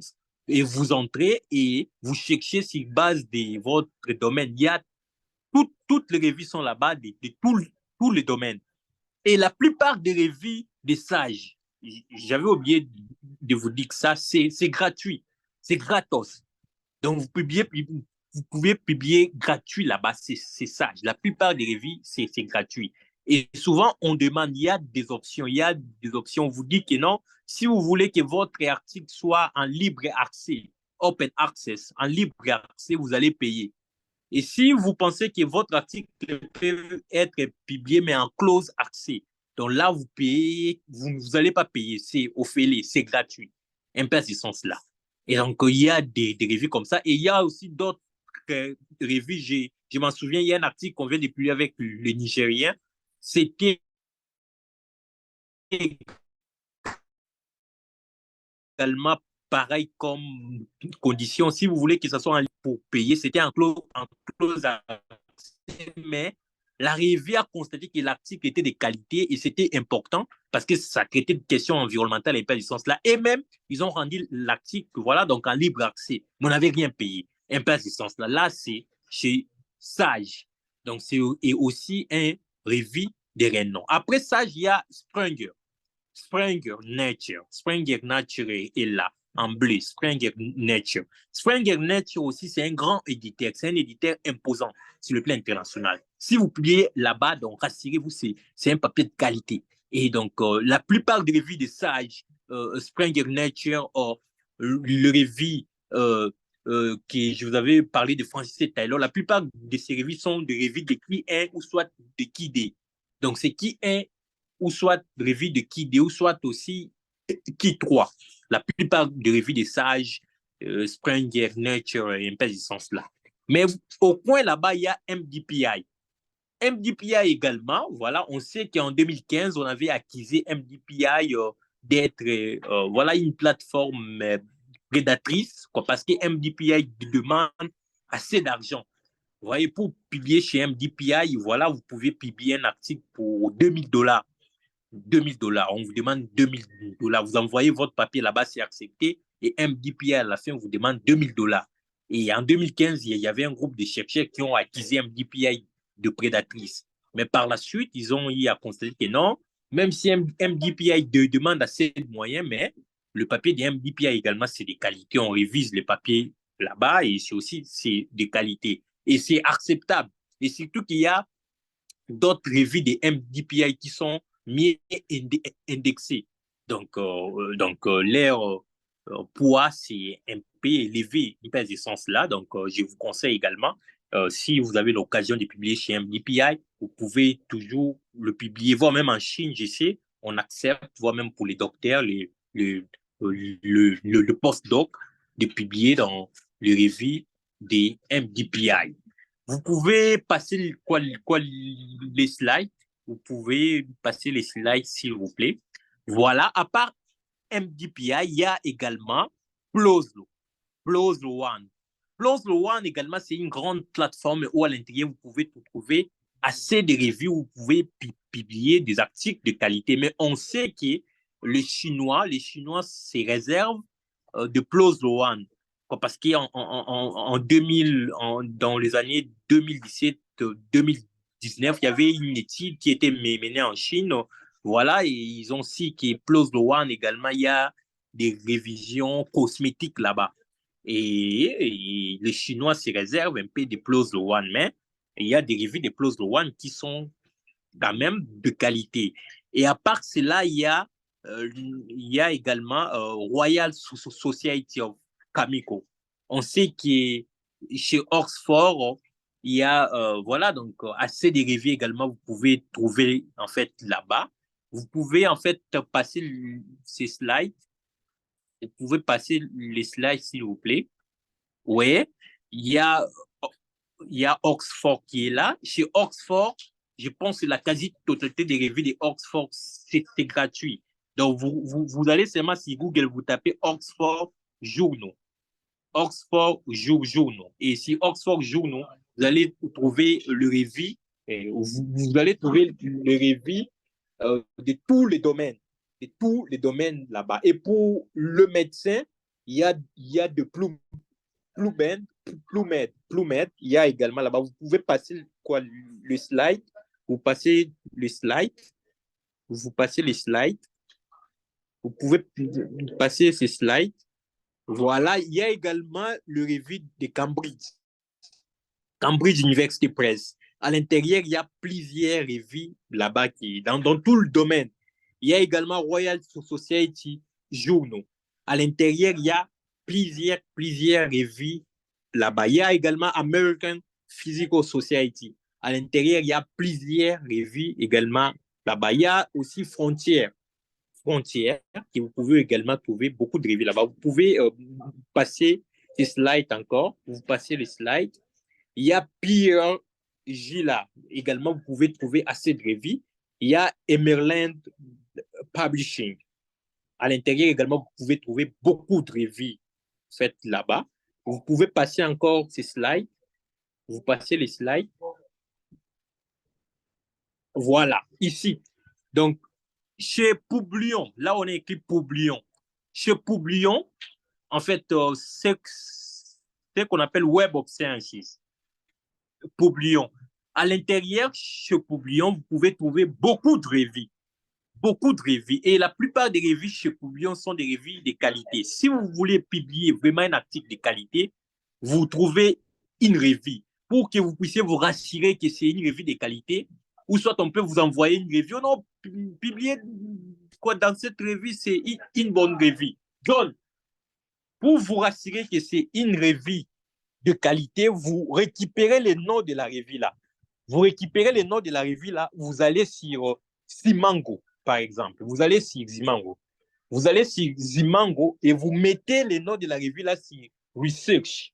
Si Zimango, si le nom de la revue, ou soit Zimango ne reconnaît pas cette revue là, il faut faire attention déjà. Et vous pouvez prendre le nom de la revue là, vous allez chez Publion. Vous tapez Publion et il y a également l'endroit de search qui va sortir dans le site de Publion. Vous mettez le nom de cette revue-là, vous cherchez cela. Si le nom n'apparaît pas, attention. Donc, il faut déjà faire attention à cette revue-là, interdistance-là. Et chez Publion, de même qu'on va parler également des Research Academia, vous pouvez également publier vos pré-résultats. Là, ce sont des auto-publications. Parce qu'à la fin, je devais parler également des auto-publications. Parce que vous pouvez avoir un problème, vous analysez, et vous n'avez pas encore fini à coucher les résultats de votre article, mais avec le pré-résultat, vous pouvez déjà le publier. Pas le publier dans une revue, mais auto-publication. Pas le tout, une partie seulement. Vous pouvez juste faire un abstract et vous publiez ça chez Publion, ou soit sur ResearchGate, ou soit sur Academia. Et cela va faire en sorte que vous puissiez avoir l'avis d'autres chercheurs. Voilà, d'autres chercheurs vont vous appeler, vous contacter. Oh non, c'est un sujet de qualité. Oh, c'est quelque chose de bon. Est-ce qu'on ne peut pas faire quelque chose de mieux? Voilà, donc on ne peut pas mettre les idées ensemble et écrire quelque chose de mieux. Seulement, le petit résultat que vous avez à publier, et ça vous crée des relations. Là, je parle de Publion, mais je vais également parler de ResearchGate et de Academia. Vous pouvez passer ces slides. Vous passez ces slides. Vous passez ces slides. Vous passez ces slides. Je termine par là.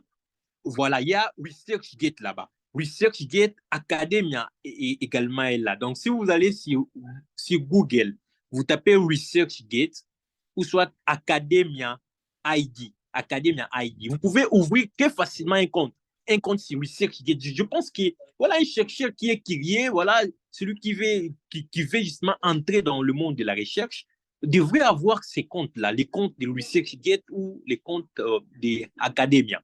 Vous ouvrez un compte et là-bas, dès que vous ouvrez, vous aurez accès voilà, aux publications des autres, mais également, vous pouvez publier non seulement vos résultats publiés dans notre revue, mais aussi des pré-résultats.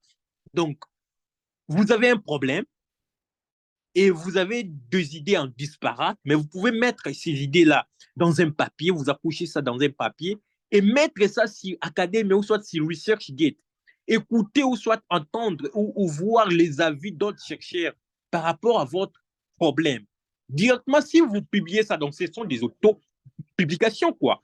Donc, ça ne compte pas si, voilà, ça ne compte pas en termes d'indexation, mais ça compte. Ça montre que vous êtes voilà, actif, vous êtes en train de travailler, vous avez des projets.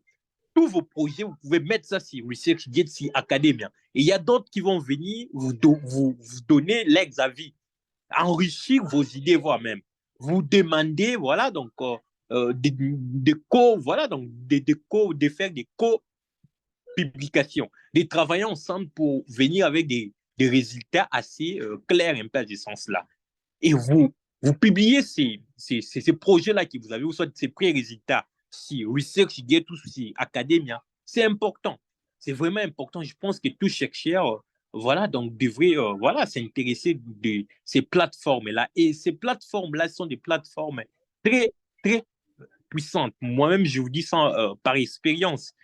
J'ai animé plusieurs conférences internationales via seulement ces plateformes. Il y a d'autres chercheurs, dès qu'ils vont voir votre profil sur ResearchGate, soit sur Academia, directement, il va s'intéresser, en fait, de vous, de vos histoires, et ils peuvent vous contacter d'être reviewer dans une revue de qualité. Également, ils peuvent vous contacter, voilà, donc d'animer une conférence internationale. Un peu à ce sens-là. Donc, c'est pour votre visibilité, c'est pour votre bien sur le plan international. Donc, je vous conseille déjà, donc si vous n'avez pas un compte ResearchGate, faire un effort d'aller ouvrir un compte ResearchGate, également faire un effort d'aller ouvrir un compte chez Academia ou soit aller ouvrir un compte chez Publion. Ces plateformes-là, c'est important non seulement pour partager vos résultats, publier ou soit des auto-publications, mais ça aide également pour faire la revue de la littérature. Pour faire la revue de la littérature, par exemple, si vous travaillez sur les grandes puissances en Afrique, vous prenez ces grands sujets-là, vous allez sur ResearchGate, vous tapez les grandes puissances en Afrique. Et ResearchGate va vous donner la grande partie des publications qui parlent des grandes puissances en Afrique. Et donc, vous aurez déjà des idées de publications qui parlent des grandes puissances en Afrique. Ça va vous aider à écrire votre revue de la littérature. De même que sur Academia, c'est pareil. Vous prenez ces grands thèmes-là, vous mettez ça sur Research, sur Academia, et Academia va vous donner des publications qui parlent de votre thème et ça va vous aider à écrire votre revue de la littérature. De même que chez Publion, c'est pareil également. Et donc, si vous faites de la sorte, et donc vous allez arriver justement à publier des articles de qualité, des articles qui seront coté sur le plan international. Et vous allez voir qu'une fois que vous avez publié un article, des articles, vous serez coté non seulement sur ResearchGate, sur Academy, mais maintenant sur Google Scholar. Vous avez vu là-bas Google Scholar. Google Scholar va vous coter. On va vous donner un point, une cotation. Et cette cotation-là va vous permettre de vous affirmer sur le plan international comme un chercheur de renom dans le monde international. Un peu à ce sens-là. Ce n'est pas de la magie ou ce n'est pas difficile ou c'est quoi, non. C'est seulement une question de pratique. Et comme je vous avais dit là, il y a la technique de la duplication. Avec cette technique-là, tout part normalement et très facile. Mais aussi, il faut justement donc demander à ceux qui ont déjà pexé dans ces chemins-là. Il y a beaucoup de nos compatriotes à Chine qui ont déjà publié dans des revues de qualité. Demander de conseils, demander ceci, des orientations. Et vous allez voir que tout va aller très, très facilement un peu à ce sens-là. Et aussi, j'encourage aussi l'idée des voilà, donc, des recherches en groupe, un peu à ce sens-là, ça facilite également des tâches. Pas seulement des recherches en groupe entre les Congolais. Il y a un frère nigérien qui vient d'animer une conférence. S'il est dans le domaine de la chimie, s'il y a des chimistes ici, demandez à ces messieurs-là des co-publications. Vous pouvez faire un article en groupe avec le monsieur-là. S'il a de connaissances et il connaît, vous faites un article de publication et nous, notre communauté des Congolais, on capitalise justement quelque chose. Lui aussi, il peut capitaliser quelque chose et ça va permettre en sorte qu'on puisse perpétuer cette expertise-là dans notre société. Donc, faire des articles de collaboration, pas seulement avec des Congolais, avec d'autres nationalités. Je conseille plus les Nigériens.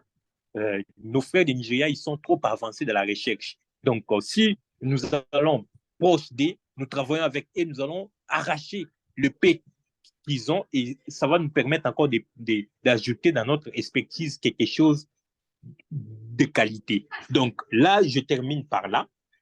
Donc, ne gaspillons pas nos énergies, ne gaspillons pas nos résultats que nous avons travaillé dans le dur labeur, un peu à ce sens-là.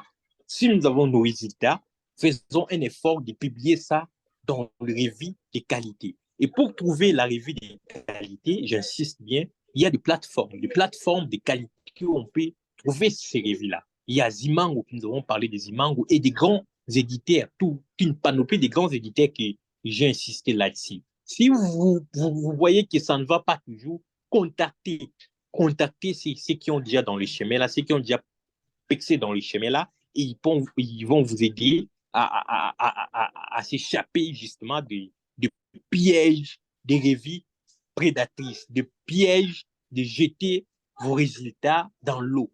Un peu à ce sens-là. Donc, c'est à ce sens-là que nous allons bâtir une communauté forte et des experts, des qualités et des renoms. Un peu à ce sens-là. Donc là, je me limite par là, mais je vous promets une conférence aux jours à venir où on pourrait parler encore à profondeur. Donc là, je m'arrête par là. Et donc, s'il y a des questions, je pense que ça sera relevé ici. Et donc, comme je n'ai plus assez de charge, donc je pourrais faire quelques temps ici ou soit écrire. Je vais toujours faire un effort. Des questions qui, voilà, je ne serai pas là. Je pense que le président pourrait me faire parvenir cela. Je vais répondre à toutes ces questions-là en forme écrite et on va balancer ça dans nos groupes un peu à distance là. Mais je suis encore là et je vous remercie beaucoup. Merci.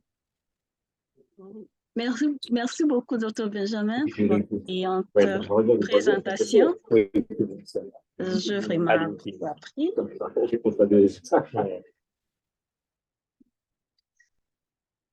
Nous sommes déjà à la partie questions-réponses. Vous pouvez poser votre question.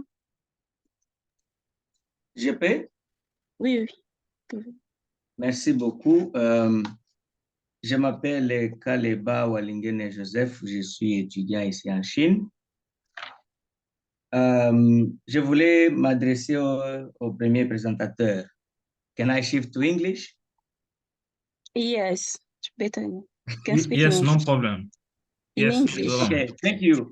Rappelez au docteur Greta s'il est là. Hello, Dr. Greta. Hello?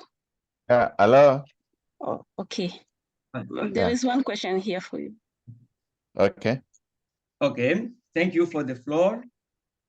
You're welcome. I'm Joseph Kaleba Walingene, and I'm a student here in China. Okay. And I have a few questions for Dr. Greta and even comments. First of all, I would like to thank really Dr. Greta for this highly calibrated presentation. To be honest, he has been clear and efficient. So if we say we can put question, maybe we can think that it is questionable. Your presentation is not questionable. It's really clear. But can you just confirm, or do you agree or disagree with me when I say we can publish articles and books, but not thesis, because a thesis is the university property? You didn't mention that, and I would like maybe the audience to take advantage of this knowledge. It's just a comment. So first question, you spoke of article, review, and letter, but you didn't speak about a proposal. At the beginning of the research, you have a research proposal. I'm not talking about a research proposal, but I'm talking about a proposal that a researcher can submit to the policymakers in order to suggest a reform or whatever. What is it? Is it an article? Is it a review, or it's a letter? You didn't talk about that. Yeah, I also liked your strategy that you advised, like to make it easier. One could start by something but finish with the abstract. While we see in so many documents, the abstract is at the beginning, and yourself said many people start by reading the abstract. If they find it useful, now they can go through your paper. But if they, from the abstracts, if they find it not interesting, then they can just even put it aside. So what's your advice? If we can just work on the abstract at the last stage, do we put it at the last position, or we take it at the initial place where we always see the abstracts? Third question about citation. About secondary data. Secondary data, when you are using secondary data, especially for literature, how do we cite the secondary data? Because I can see some writers say, for example, Francis cited by Kaleba, blah, blah, blah. But when I read so many documents, article, books, I don't come across such citation. Now, I would like to know how we could efficiently cite secondary data. Thank you. Over to you, Dr. Greta. Okay, yeah, thank you very much. You have made mention of so many things, but I will just respond to the ones I can't remember. Okay, let me start from the types of yeah, that was where I started from. I'm coming. Let me try to go to the PPT now. Okay, where I said the types of manuscripts. Yeah, writing proposals for policymakers. We cannot categorize that under manuscripts. That is a different type of writing, not a manuscript. But if you are talking about maybe proposal for research proposal, maybe you're a student and you want to start your research and you're asked to write a research proposal, that is still related to being a student. But writing a proposal for to make policies, maybe to those in the government that may not necessarily be directly related to us being students. So what I mentioned is common types of manuscripts. So not types of academic writing. So it is academic writing, it can include so many things, including proposal writing, including even laboratory protocols. Maybe you work in the lab, you want to write protocols for your lab, those academic writing. What I have presented is manuscript that we publish. Yeah. Then also on the issue of, okay, I gave a suggestion on writing. So what I mentioned, if you heard me clearly, was writing, to write backwards, not the arrangement of your paper. Of course, when you want to arrange your paper and you want to submit it, even when it is published, as we see in journals, the first thing you will see is the title, maybe the author list, then the abstract, the introduction. That is the normal way. There's no paper that will start with figure and table method, then end with abstracts. No, there are no such papers. But what I mentioned there is the writing, so that you can, that is what I do, which makes it easy for me when I write research papers. So in the writing, you can start, you can write backward, that's your writing. But eventually when you want to have your complete manuscript, it must follow the standard arrangements, the general structure, which usually starts with the title, the abstract, the introduction, and it goes on like that.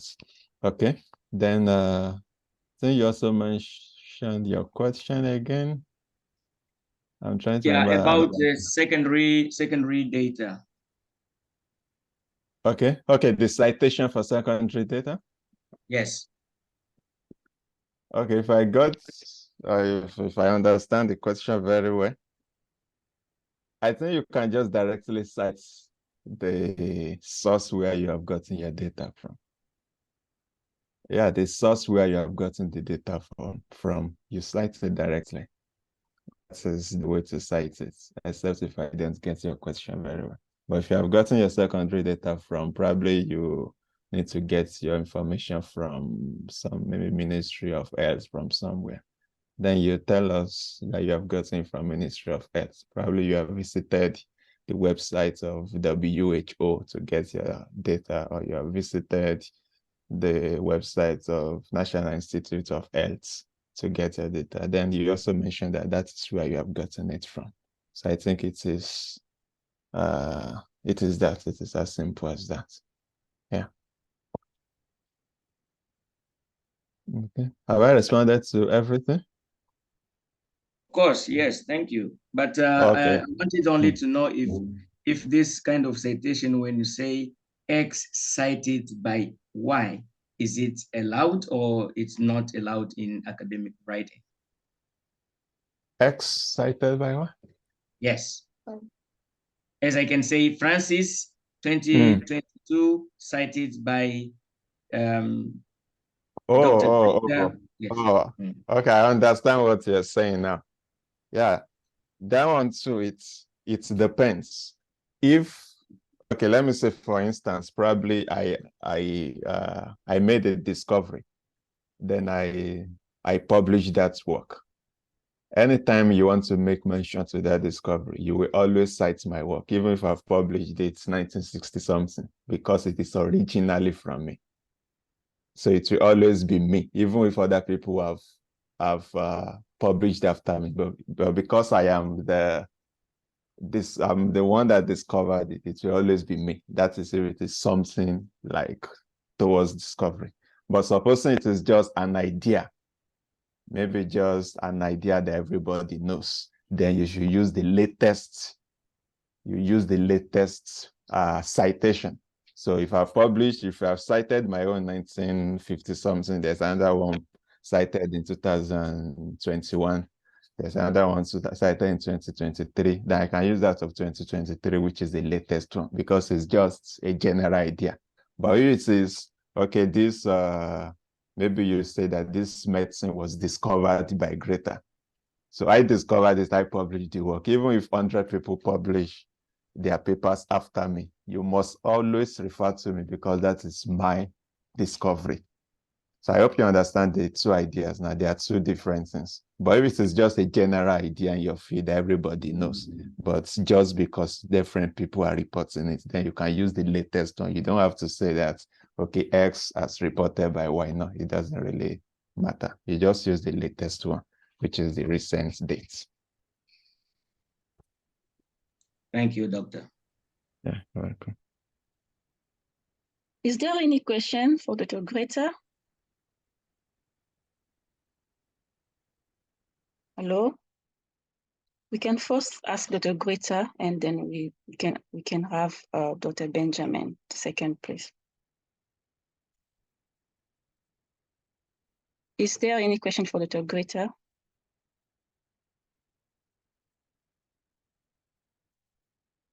No question? Question going once. Can I say a word? Because I can see that people don't. Can I say a word, an additional word? Yeah, you can go ahead. Yeah, I'm not sure if Dr. Greta shared his contact. Maybe we would like to be in touch with him. So maybe he could also share his contact. Okay. Am I understood? Yeah, we can share Dr. Greta's contact after this presentation. Yeah, that's why you're free. You can get my contact from Mr. Jugwe or Ms. Clemens. Thanks. Okay. Yeah. Dr. Greta, do you have something else to add? Yeah, no, I don't have any other thing. So if there are no other questions, yeah, I want to thank you all for having me. And thank you to CCFC. So we hope we all do well in our academics and make good discoveries. Yeah, best wishes. Thank you. Thank you so much, sir, for accepting our invitation. We are really blessed to have you among us. Hopefully, we're going to have other presentations with you in the future. Thank you so much. You're welcome. Yeah.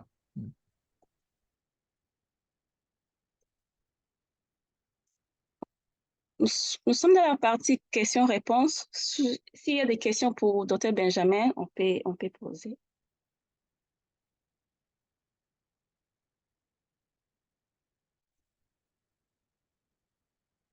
Y a-t-il des questions pour Dr. Benjamin?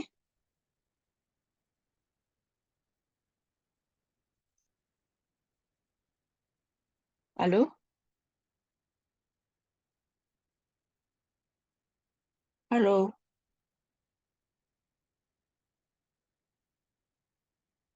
Allô, allô.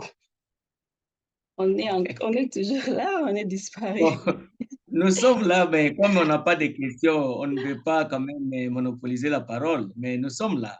Ok, si. Bon, je ne sais pas si c'est une question. Bon, je ne sais pas si c'est une question qui va concerner les deux à la fois, mais au moins. On vous écoute, mais c'est tout le monde qui parle, on vous écoute. Oui, alors ma question, je ne sais pas si ça va concerner les deux ou bien la partie. C'est juste là, quand on rédige un article ou soit revue, est-ce qu'il y a il y a un nombre limité de pages? Parce que vous voyez, donc, suivant le plan qui est donné, tout ça là, est-ce qu'il y a le nombre limité de pages pour un article? Ou soit il suffit simplement de respecter la structure et c'est tout. Bon, c'est pas cette question-là qui est, bon, comme les deux ont presque euh, parlé des choses, des mêmes thèmes, voilà, donc, je sais pas si chacun pourra donner un point de vue sur ça. Enfin, Dr. Benjamin, est-ce que Dr. Benjamin encore? Alors, Dr. Benjamin, pouvez-vous répondre à cette question, s'il vous plaît? Alors, Dr. Benjamin?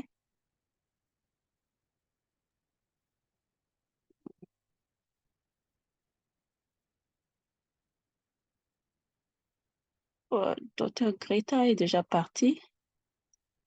Je pense que Dr. Benjamin a C'est parce que vous l'avez problème. libéré.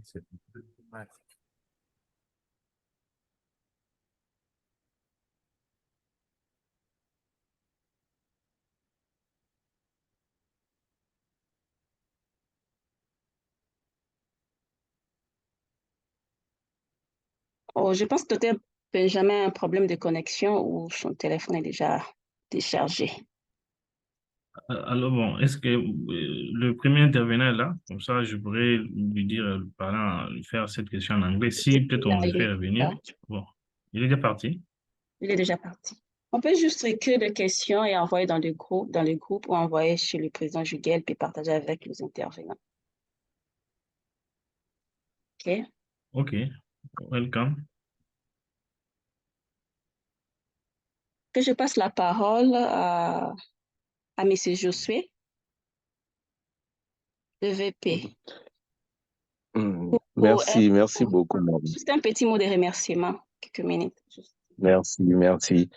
Je tiens à remercier tout le monde d'avoir participé. C'est comme le docteur Benjamin venait de le dire. C'est très, très, très important en tant que scientifique. Si nous voulons être grands dans le monde scientifique, il faudra publier.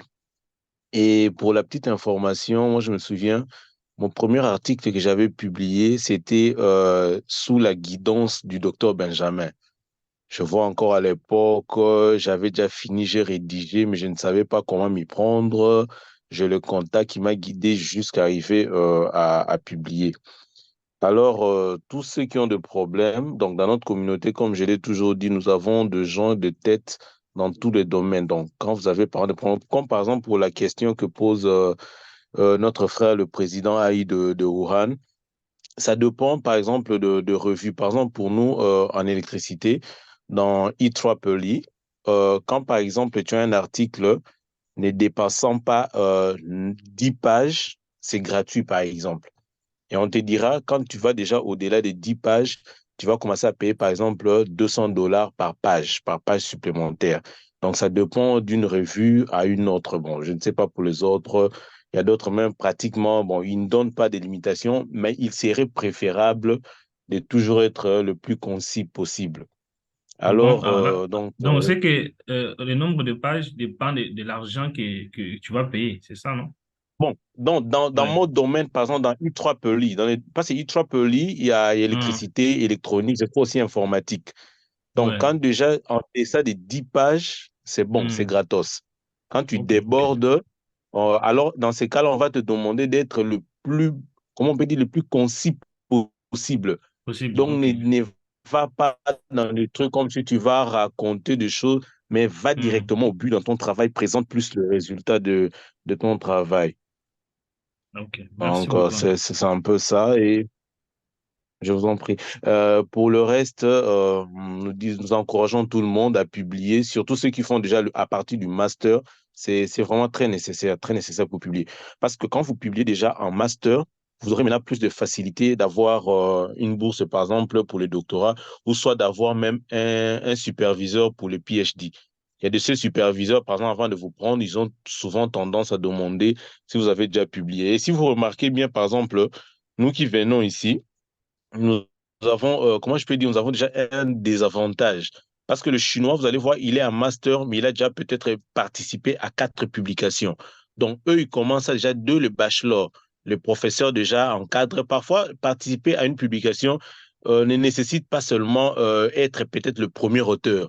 Peut-être lui, il est là seulement pour arranger la forme, faire ceci, faire cela, les figures, mais après, on le met là-bas.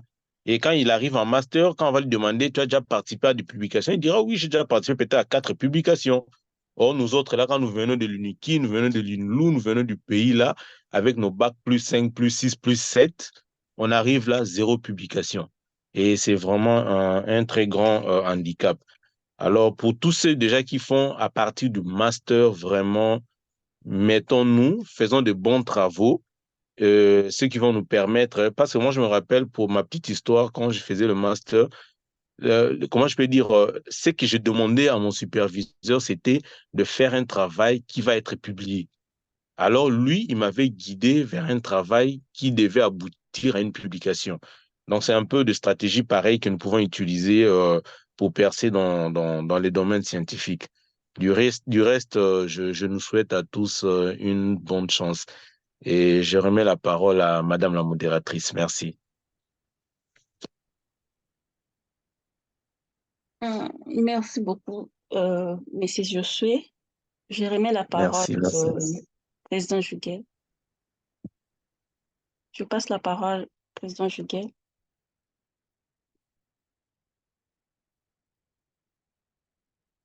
Allô? Moi, il y a un souci, hein. Même Effectivement. moi, je n'arrive pas à prendre la parole. Je ne sais pas s'il me fait Non, attendre, s'il va me fait attendre. vous pouvez parler. Allez-y. Allô? Vous pouvez parler. Allez-y.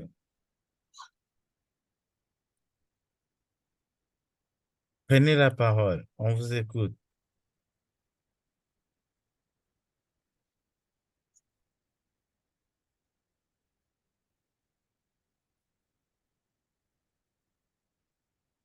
C'est un moment d'échange. C'est rare. Désolé, j'écris mal là. Parole. Prenez votre temps et on discute. C'est la famille, quoi. C'est la science. Allô? Allez-y, on vous écoute.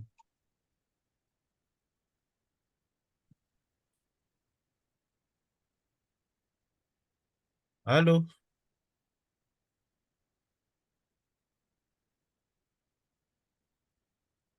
Je pense qu'il y a un problème de connexion. Je sais. Attendez, attendez. Il y a un problème ici.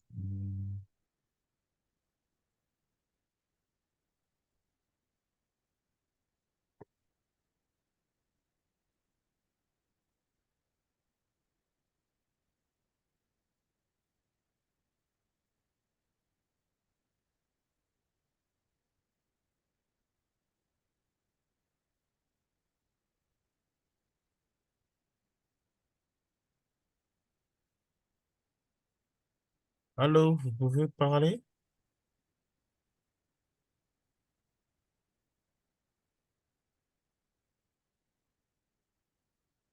Impossible, ils sont pas là. Bon, ils sont plus. Bon, moi, j'aimerais justement souhaiter encore une fois de plus la bienvenue à, à tout le monde. Mais j'aimerais partager la petite expérience que je fais avec le docteur Benjamin sur deux aspects, ResearchGate et hors-site. Je vais share avec vous comment ouvrir un compte sur ResearchGate. Si vous me permettez, je vais share.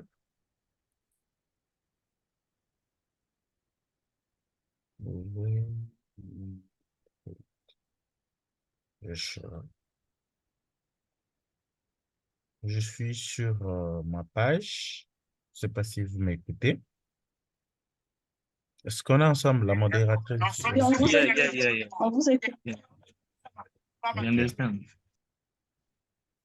Là, nous sommes sur la page ResearchGate. Tout chercheur a besoin de cet outil. Je peux descendre. Vous voyez, là, c'est bien ResearchGate, tout. C'est sur App Store. Vous pouvez télécharger par Google Play, tout. Alors, ici, ça apparaît vos cotes, les statistiques de jeunes gens qui s'intéressent à vos publications. Et on fait que coter chaque jour. L'article que vous publiez, ça vous montre combien de gens ont lu par rapport, je dirais, trimestriellement, ainsi de suite. Excusez. Alors, par ici, vous voyez ma photo. Profil, vous venez par là, vous devez créer votre compte. Vous devez créer votre compte par ici. Sur votre compte, vous mettez tout ce qui vous concerne. Vous mettez tout ce qui vous concerne. Vous êtes étudiant en master, en PhD, On vous montre ici, recherche interest score. Ça vous montre le résultat. Index de ce que vous avez publié. Il y a combien d'index, ainsi de suite. Ça vous montre le résultat. Oh, votre publication que vous avez faite, il y a combien de gens qui en ont utilisé. Vous avez utilisé combien de citations. C'est par là. Et je dois, en toute humilité scientifique, je dois l'avouer, la personne qui m'a aidé à ouvrir ça, c'est Dr Benjamin. C'est vraiment lui qui m'a aidé à ouvrir ce compte. On est là. On vous montre ce qui vous concerne. Vous écrivez tous dans votre domaine, quoi. About me, tout, votre introduction, discipline, votre présentation, vos publications ici, vous pouvez spotlight vos publications, ainsi de suite. Parmi les articles que nous avons publiés avec les amis, ça y est là, ça sort.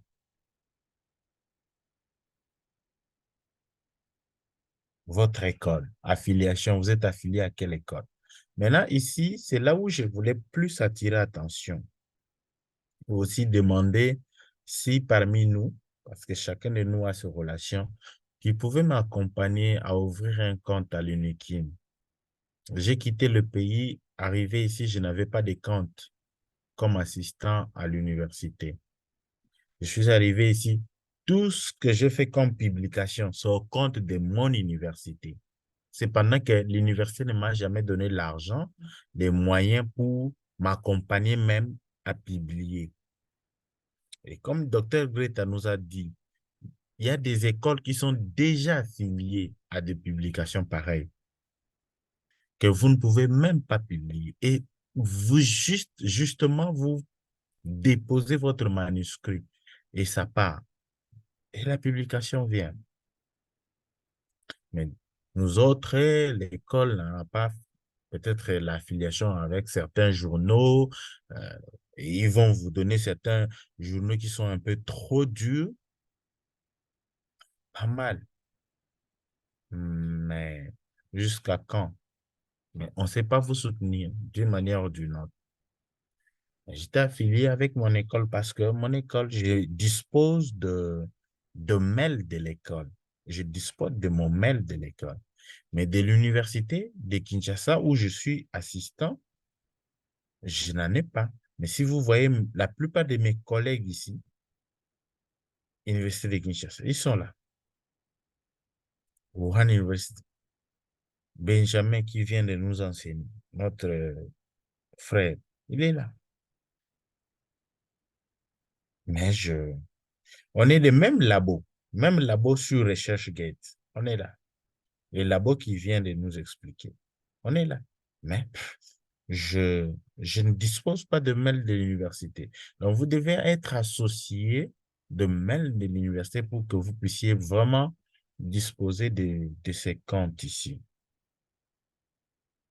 Donc, voilà un peu la petite introduction que je voulais vous brosser en ce qui concerne RechercheGate. Peut-être on va continuer avec les questions. On y va également sur hors-site. Hors-site qui nous a parlé. Hors-site est là. Pour ouvrir un compte également ici, c'est pas facile. Vous devez avoir tout ça. Vous parlez de vous. Vous devez parler de vous, ce que vous avez fait, tout ça, tout ceci, les publications, l'école, les financements, les travaux.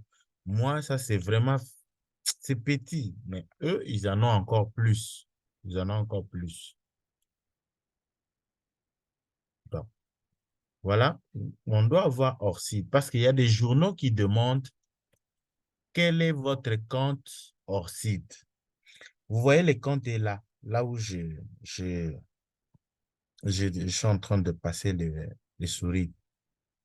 À côté là, c'est votre compte, ça c'est votre compte. Les mots de passe, c'est à vous-même. intimité. C'est votre compte. Il y a des journaux comme les Sages, comme les Spring, qui viennent d'expliquer. On va vous demander ça. Associez ce que vous voulez publier à votre compte ORCID ou à votre compte RechercheGate. Quand vous publiez ça, ça va apparaître direct comme vous voyez sur mon profil ici. Donc, si j'associe seulement mon manuscrit dans un journal, dans un autre, et ça va apparaître quand on va publier ça. Donc, c'est vraiment important pour les académiciens, pour les gens qui aiment la science, qui aiment la lecture, connaissent ce genre de choses. Et je vais citer par Google Scholar. Google Scholar est également la même chose. C'est plus facile, c'est avec votre mail. Et c'est là où je parlais de ma situation de l'UNIKIM. J'ai validé mon Google Scholar avec le mail de mon école ici. Ça m'a énervé parce qu'on ne sait pas me soutenir par mes publications. On ne me donne pas les moyens, mais je fais que publier. Mais vous voyez, dans le ranking, l'école fait que monter. Or, l'école ne me soutient pas. Tant mieux que je publie pour mon école du pays. Tant bien même que aussi cette école ne me soutient pas, mais au moins j'ai un emploi là-bas. Après, ici, j'ai une vie là-bas. Donc, je vous conseillerais de créer tous ces 3 comptes.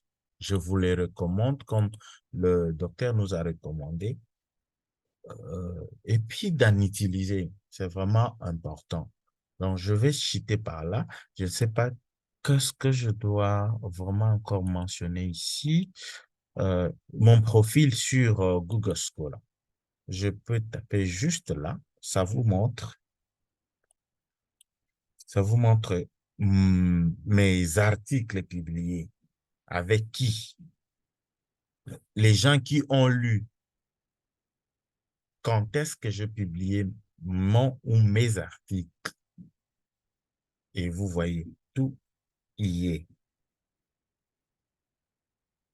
Donc, c'est vraiment un peu le but que je voulais vous démontrer par rapport, parce qu'il a parlé de manière volée, parce qu'il a les téléphones, et c'est de ce que je voulais peut-être enrichir avec les preuves. Donc, voilà, s'il y a des questions, on peut toutefois répondre. Je rends la parole à modération. Merci beaucoup.